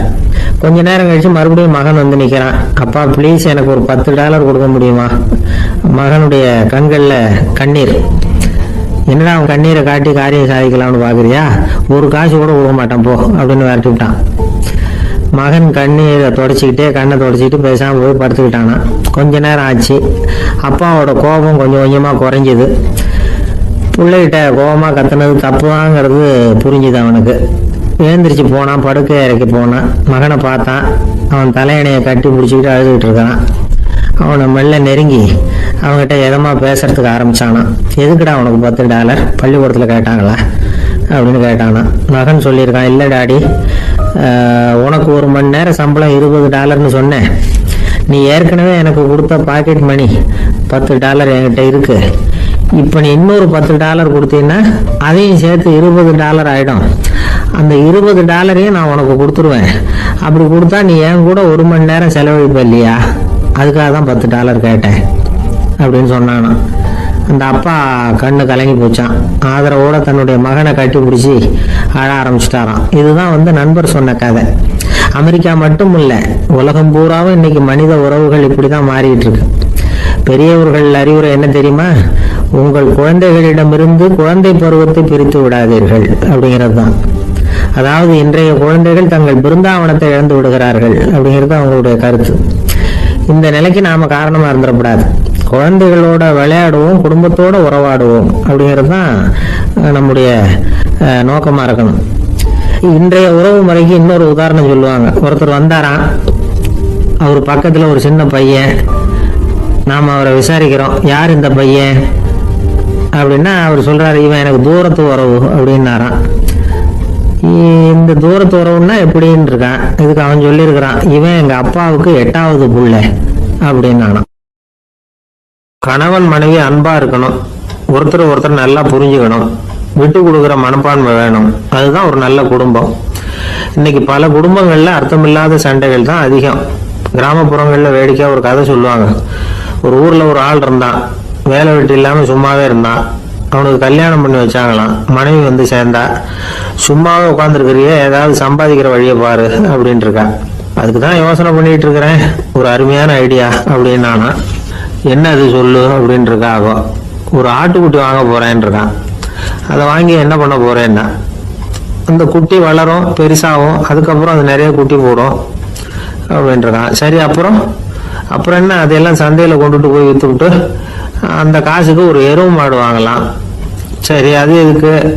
எருவு மாடு நிறைய பால் கொடுக்கும், அதை கொண்டுகிட்டு போய் பால் பண்ணையில் கொடுப்பேன், அல்லது நானே விற்றுருவேன், கை நிறைய காசு கிடைக்கும். அதுக்கப்புறம் ஒரு பசுமாடு வாங்குவேன், பாலையும் விற்கலாம், நாமளும் காய் போட்டு சாப்பிடலாம், இப்படிலாம் சொல்லியிருக்கான்.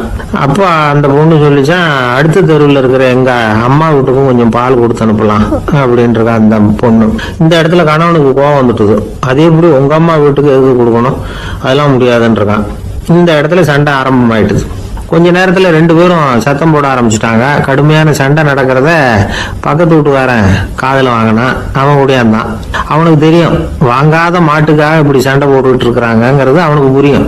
அவன் ஓடி வந்து சொன்னான், ஏண்டா உன்னோட பசுமாட்டை ஒழுங்கா கட்டி போடக்கூடாதான்னு இருக்கான். என்னடா சொல்றேன்னா, இவன் உன் மாடு என் தோட்டத்துல வந்து மேய்ஞ்சிட்டுது, பயிரெல்லாம் நாசமாயிட்டுது, 10,000 ரூபா அளவுக்கு சேதம், அதை வாங்கிட்டு போறதுக்கு தான் வந்தேன், குடுறா 10,000 நானா. இவன் அரண்டு போயிட்டான். அப்புறம் சொன்னா, டே நான் இன்னும் மாடே வாங்கலையே, அதுக்குள்ள அது வந்து எப்படிடா உன் தோட்டத்துல மேயும், என்னடா உளர்றேன்னு இருக்கான். நீ தாண்டா இப்போ உளறிக்கிட்டு இருக்க, மாடே வாங்கல, அதுக்குள்ள எப்படிடா வந்து உன்னுடைய மனைவி அவங்க அம்மா வீட்டுக்கு பால் கொடுத்து அனுப்ப முடியும் அப்படின்னு அவன் கேட்டானா. நம்மளால இப்பதான் புத்தி வந்துதான்.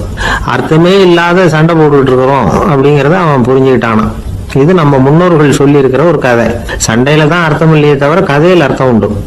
அதாவது இல்லாத விஷயங்களுக்காக சண்டை போட்டுக்கிட்டு இல்லறத்தை வீணாக்கிக்கிட்டு இருக்கிற மனிதர்கள் இன்றைக்கும் நிறைய பேர் இருக்கிறாங்க.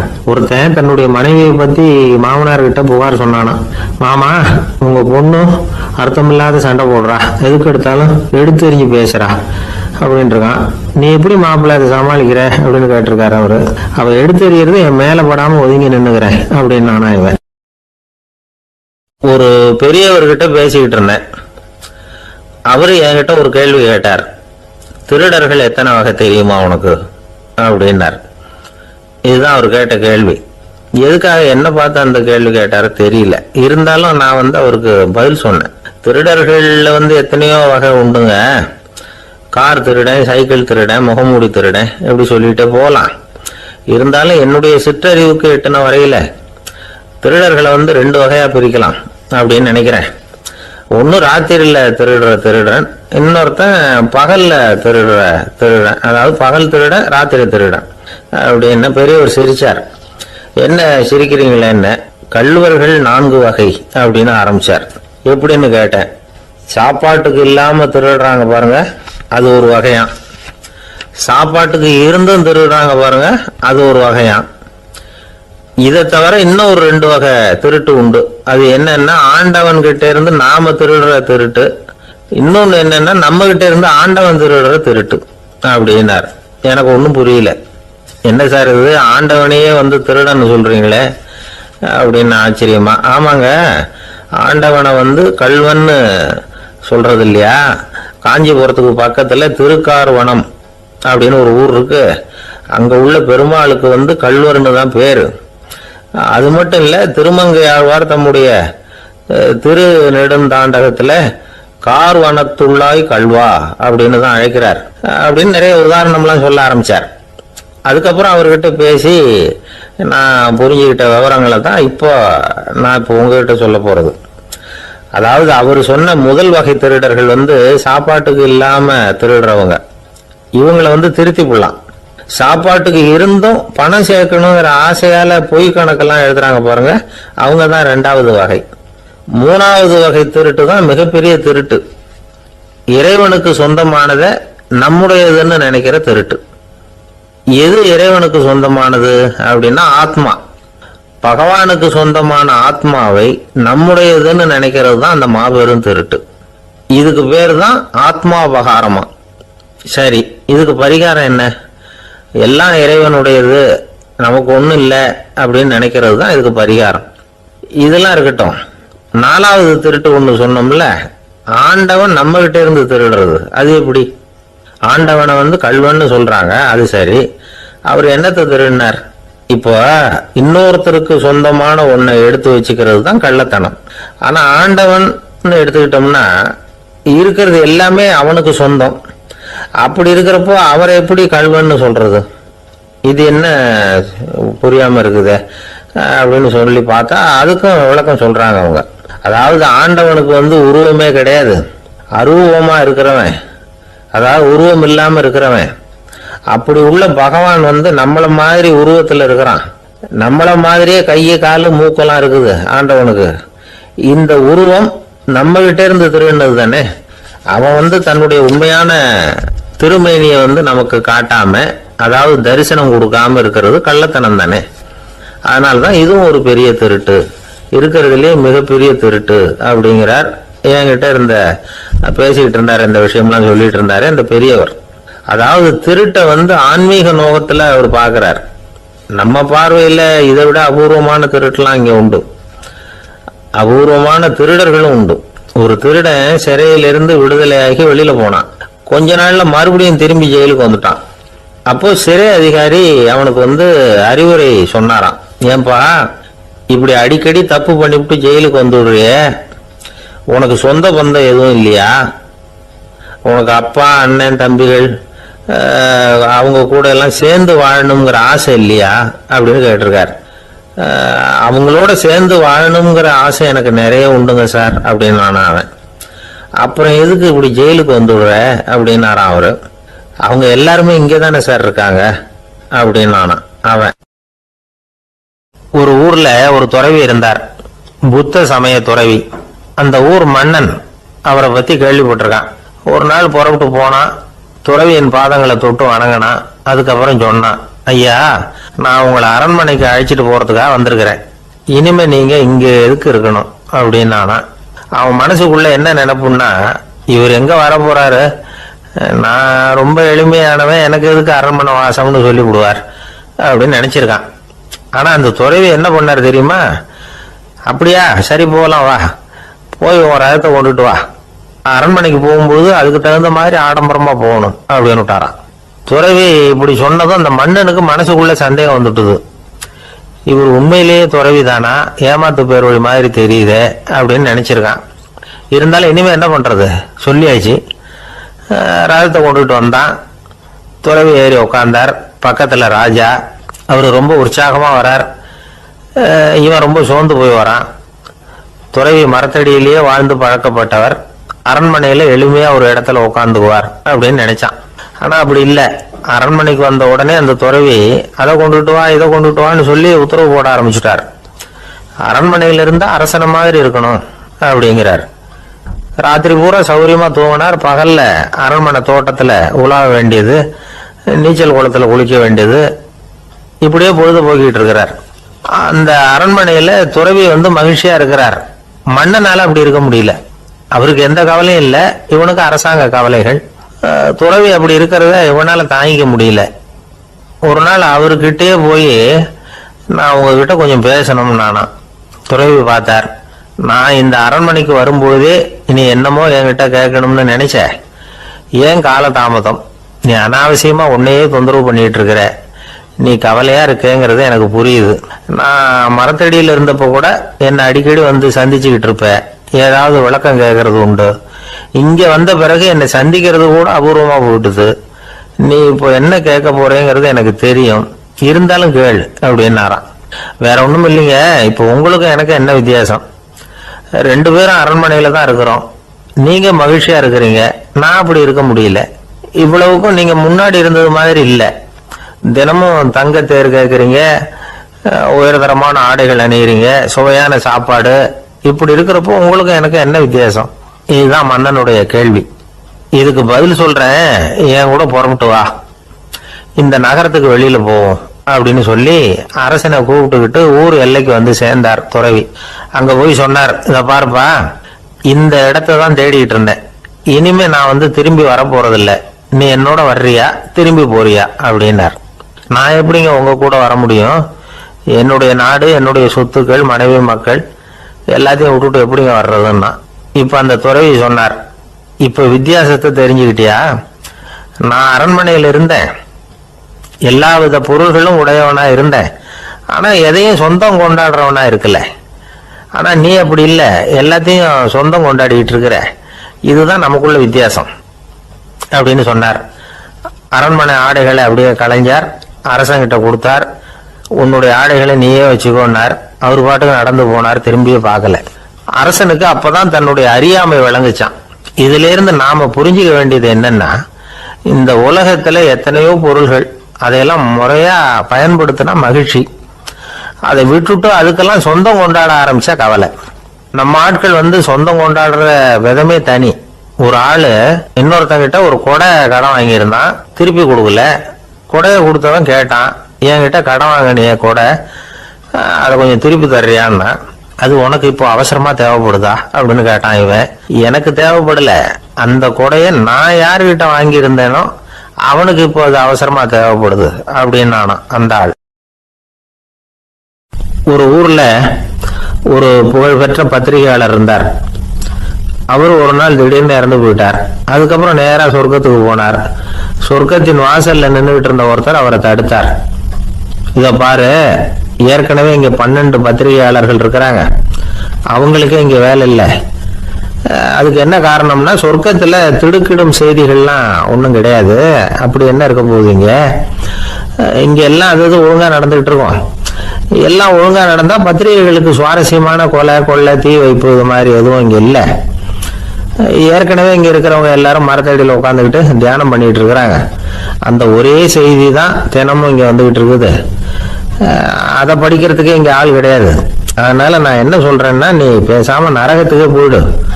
அங்க எவ்வளவோ நிகழ்ச்சிகள் நடந்துகிட்டு இருக்கு. அங்கதான் அதிகமான பத்திரிகையாளர்கள் தேவைப்படுறாங்க. அங்க உனக்கு நிறைய வேலை இருக்கும். அதை செய்யறதில்ல, நீயும் மகிழ்ச்சியா இருக்கலாம் அப்படின்னு சொன்னாராம். அங்க அந்த சொர்க்கத்தின் வாசல்ல நின்றுகிட்டு இருந்தவர். இந்த பத்திரிகையாளர் அங்கேயே நின்று கொஞ்சம் யோசனை பண்ணார். இவருக்கு சொர்க்கத்திலே இருக்கணும்னு தான் ஆசை. அதனால மெதுவா அவர்கிட்ட பேசினாராம். ஐயா, என்ன ஒரு 24 மணி நேரம் இங்க உள்ள இருக்கிறதுக்கு அனுமதி கொடுங்க. இங்க இருக்கிற பல பத்திரிகையாளர்களை எனக்கு தெரியும். அவங்கள சில பேரை சமாதானப்படுத்தி மெதுவா பேசி நரகத்துக்கு அனுப்பி வச்சுடுறேன். நான் இங்க இருந்துக்கிறேன். உங்க கணக்குப்படி 12 பேருக்கு மேல இங்க தாண்டாது, அப்படி பாத்துக்கிறேன் அப்படின்னாராம். அவரும் யோசனை பண்ணி பார்த்துட்டு, சரி அப்படியே உனக்கு அனுமதி கொடுக்குறேன், ஆனா ஒரு விஷயம், 24 மணி நேரம் தான் அனுமதி, அதுக்குள்ள எல்லாம் நடக்கணும் அப்படின்னு இருக்காரு. சரின்னு சொல்லிவிட்டு இந்த பத்திரிகையாளர் உள்ள போனார். யோசனை பண்ணார். திட்டம் போட்டு ஒரு பொருளையை கிளப்பி விட்டார். சக பத்திரிகையாளர்கள் எல்லாம் கூப்பிட்டு சொன்னாராம், இந்த பாருங்க, நரகத்துல ஒரு பெரிய தினசரி பேப்பரை கொண்டுகிட்டு வர்றதுக்காக திட்டம் போட்டுக்கிட்டு இருக்காங்க. அதுக்கு பல அதிகாரிகள் தேவைப்படுறாங்க. நிறைய சம்பளம் கிடைக்கும். யார் யாரெல்லாம் நரகத்துக்கு போக ஆசைப்படுறாங்களோ அவங்க எல்லாம் போகலாம் அப்படின்னு ஒரு பொருளையை கிளப்பி விட்டார். 24 மணி நேரம் கழிச்சு வாசல் பக்கம் போனார். அங்க இருந்தவர்கிட்ட எத்தனை பேர் வெளியேறினாங்கன்னு விசாரிச்சாராம். அப்போ அவர் இவரை, நீ வெளியே போகக்கூடாது, முதல்ல உள்ளதான் இருக்கணும் அப்படின்னு தடுத்தாராம். அப்புறம் சொன்னாராம், நீ சொன்ன செய்தியை கேட்டதும் இங்க இருந்த எல்லா பத்திரிகையாளர்களுமே நரகத்துக்கு போயிட்டாங்கப்பா, உள்ள யாருமே இல்லை, அதனால நீ உள்ளே இருக்கலாம் அப்படின்னாராம். இதை கேட்டதும் இந்த பத்திரிகையாளரே குழம்பி போயிட்டார். ஒருவேளை உண்மையிலேயே நரகத்துல புதுசா பத்திரிகை ஏதாவது ஆரம்பிக்க போறாங்களோ அப்படின்னு அவரே நினைக்க ஆரம்பிச்சிட்டாராம். அப்புறம் சொன்னாராம், ஐயா என்னை விட்டுருவா, நான் நரகத்துக்கே போயிடுறேன், அங்க ஏதோ விசேஷம் இருக்கணும் அப்படின்னாராம். இல்லைன்னா இத்தனை பேரும் ஒட்டுமொத்தமா அங்க போறதுக்கு சான்ஸே இல்லை, என்ன தடுக்காதீங்கன்னு கெஞ்ச ஆரம்பிச்சுட்டாராம். மற்றவங்க நம்பணுங்கிறதுக்காக ஒரு பொருளையை கிளப்பி விட்டார். கடைசியில தானே அந்த பொருளைக்கு ஆளாயிட்டார். அதாவது பிறரை ஏமாற்றிய அவரது மனம் கடைசியில அவரையே ஏமாத்த ஆரம்பிச்சுட்டு பாருங்க. நீங்க இப்படி அடுத்தவங்களை ஏமாத்துறதுக்கு உங்க மனசை பழக்கப்படுத்துறீங்க, ஆனா கடைசியில அதனால நீங்களே ஏமாற்றப்படுகிறீர்கள் அப்படிங்கிறது பெரியவர்களுடைய புத்திமதி. அதனால உங்க மனசுகிட்ட ரொம்ப எச்சரிக்கையா இருங்கோ அப்படிங்கிறாங்க. நம்ம ஆளுங்க அங்க போய் என்ன சொல்லுவாங்கன்னா, இந்த மாதிரி அங்க போகாத இங்க போகாதுன்னு பயமுறுத்துறது உண்டு. சில பேர் அங்க பேய் இருக்குது, பிசாசு இருக்கு அப்படின்னு பொருளைய கிளப்பி விடுறது உண்டு. இருட்டு நேரம் காட்டு வழியா ஒருத்தன் போயிட்டு இருக்கிறான். அங்க பேய் பிசாசு நடமாட்டம் இருக்கிறதாக வதந்தி. இவன் பயந்துகிட்டே வேகமா போறான். காடு முடிஞ்சு மெயின் ரோட்டுக்கு வந்து சேர்ந்தான். அப்பாடா, ஒரு பஸ் நின்றுட்டு இருக்கு தனியா, இருட்டுல லேசா தெரிஞ்சது. ஓடி போய் ஏறி உள்ள உட்காந்துக்கிட்டான். பயந்துகிட்டே போனவன் அப்புறம் தான் தெரியுது உள்ள யாருமே இல்லை, டிரைவரும் இல்லை, கண்டக்டரும் இல்லை, வேற யாரும் இல்லை. இவனுக்கு பேய் பயம் அதிகமா கூட்டுது. ஏன்னா நடு ராத்திரி இந்த நேரம் பார்த்து அந்த பஸ் தானே நகர ஆரம்பிச்சுதான். இவனுக்கு இன்னும் பயம் அதிகமா கூட்டுது. ஏன்னா டிரைவர் சீட்டு காலியா இருக்கு, பஸ் நகருது. இவன் உடம்பு பூரா நடுங்க ஆரம்பிச்சுட்டு வீல்னு கத்தலாமான்னு பார்த்தான். அந்த நேரம் பார்த்து அவன் தோல்ல ஒரு கை விழுந்துதான்.